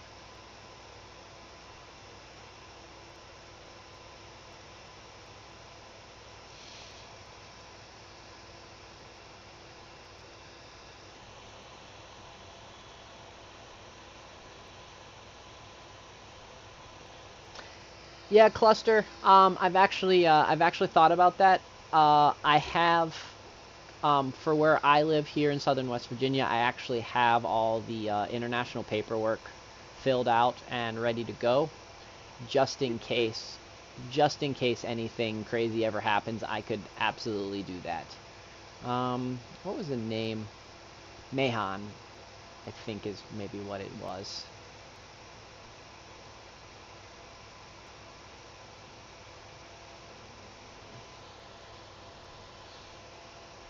I don't know. Anyways, the thing is you could, with these towns, especially since they're towns that have already been towns, there's a lot of cool stuff that you can do, especially if the town's been already a town. It's pretty easy to reestablish things. And, I mean, you know, in reality, where I live in Flat Top, if I could get a couple other people to think, like, let's see, I don't, let's. In that case, have 6 friends move there with you, then you outnumber them in votes. Let's see what the internet says. Let's see what the internet says about Flat Top right now.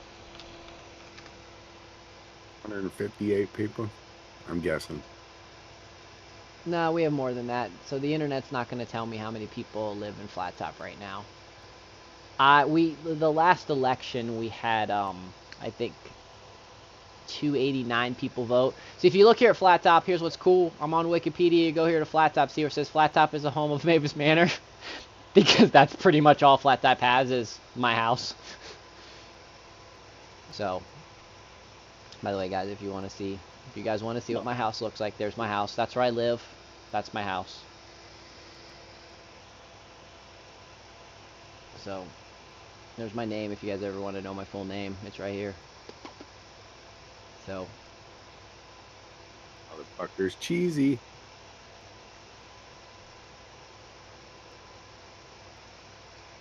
that's not been updated yet. But anyways, yeah, so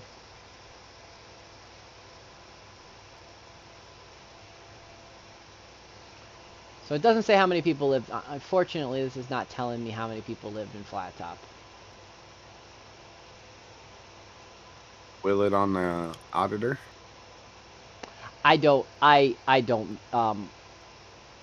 Here's what's pathetic. I should know because I'm the one that did the census here in Flat Top. I should actually know how many people live in my town since I was the census worker that goes through the area. If I'm not mistaken, for the folks that are registered to vote in Flat Top, I would say we are probably, including children, we're probably at about 325 when it comes to the population. When it comes to the population of Flat Top.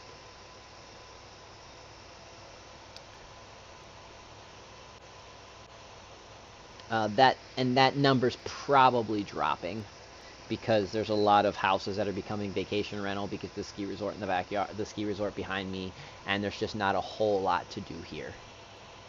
So,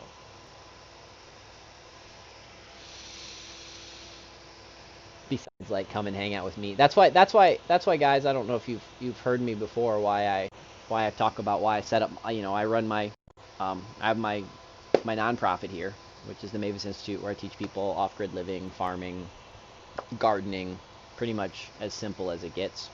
I have my disc golf course. Why I put Fort Mavis in my disc golf course, so that I had that in so people had stuff to do. And now that our post office is currently not here, it's currently housed in another building, which is funny. It's housed in another building, I think 8 miles away from Flat Top. But I still have my Flat Top P.O. box, and I'm going to keep that in as long as I can, because the fact is, as soon as Flat Top, like technically as soon as Flat Top loses its P.O. box, I don't know any reason why the town would stay a town. We have nothing really to make it stay a town, besides me calling it Flat Top. Yeah. So, anyways, guys, what time is it? Because I'm not. Yeah. I think, guys, I'm heading off for the evening. Remember, Sunday we will be feeding the bees. So, look forward to on Sunday we'll be doing some bee work. As long as it's not raining, we'll be getting into the beehive. We'll be doing some bee work and such like that. I'm on the process of putting together to re-establishing the Morning Mountain Chat podcast. I think you can still find all the old podcasts on all the typical podcast sites, so you guys can jump on all those, check out that. And if you guys want to check out my personal website, you can go to either mavispharmacy.com or you can go to the Mavis Institute. If you just type in right there, the Mavis Institute, which is, I'm a 501c3. Be more than happy to help you guys do all that kind of cool stuff. And if you want to join the Discord where we talk about lots of cool stuff and such like that, there is that. And something I need to pick your brain on at some point here. Mock, did you want to promote your stuff yet or not? What, 1ammedia.net? Type it in the chat. Oh, yeah. Let me get, here we go. And Mock is building a awesome social media site. And plus there's other cool things on there too, so don't just think that it's just social media. He's also going to be doing lots of other cool things as it comes up. He also... But they got to make an account to see that it's a social media.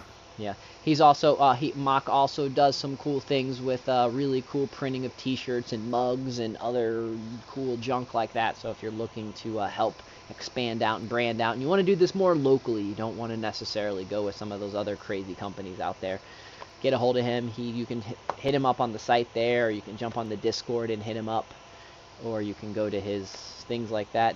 And Mock, aren't you going to start streaming again soon? Yeah, and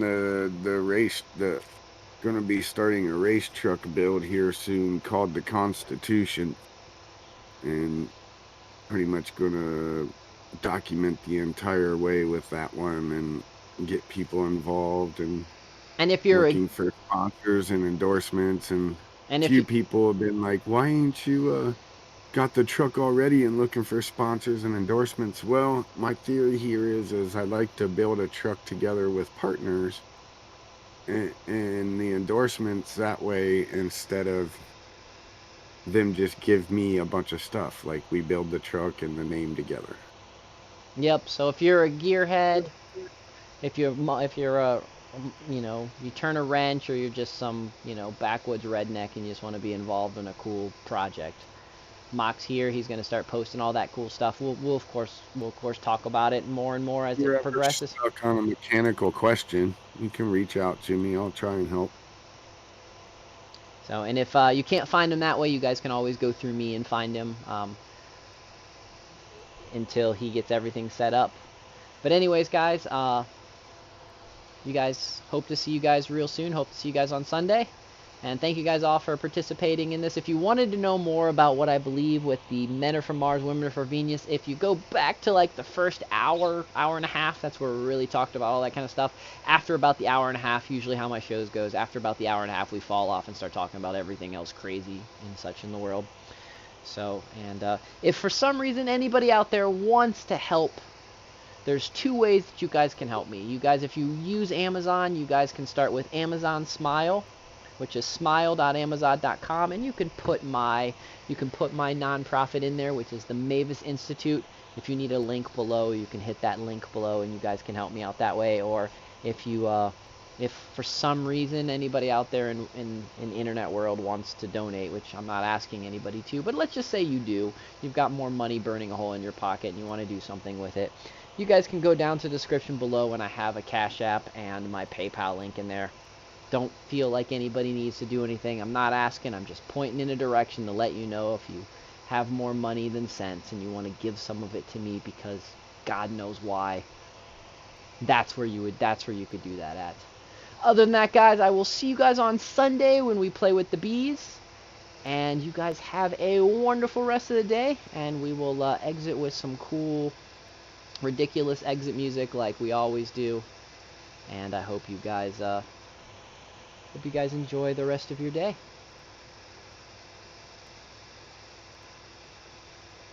And I just have to, make sure I click everything so we can hear everything.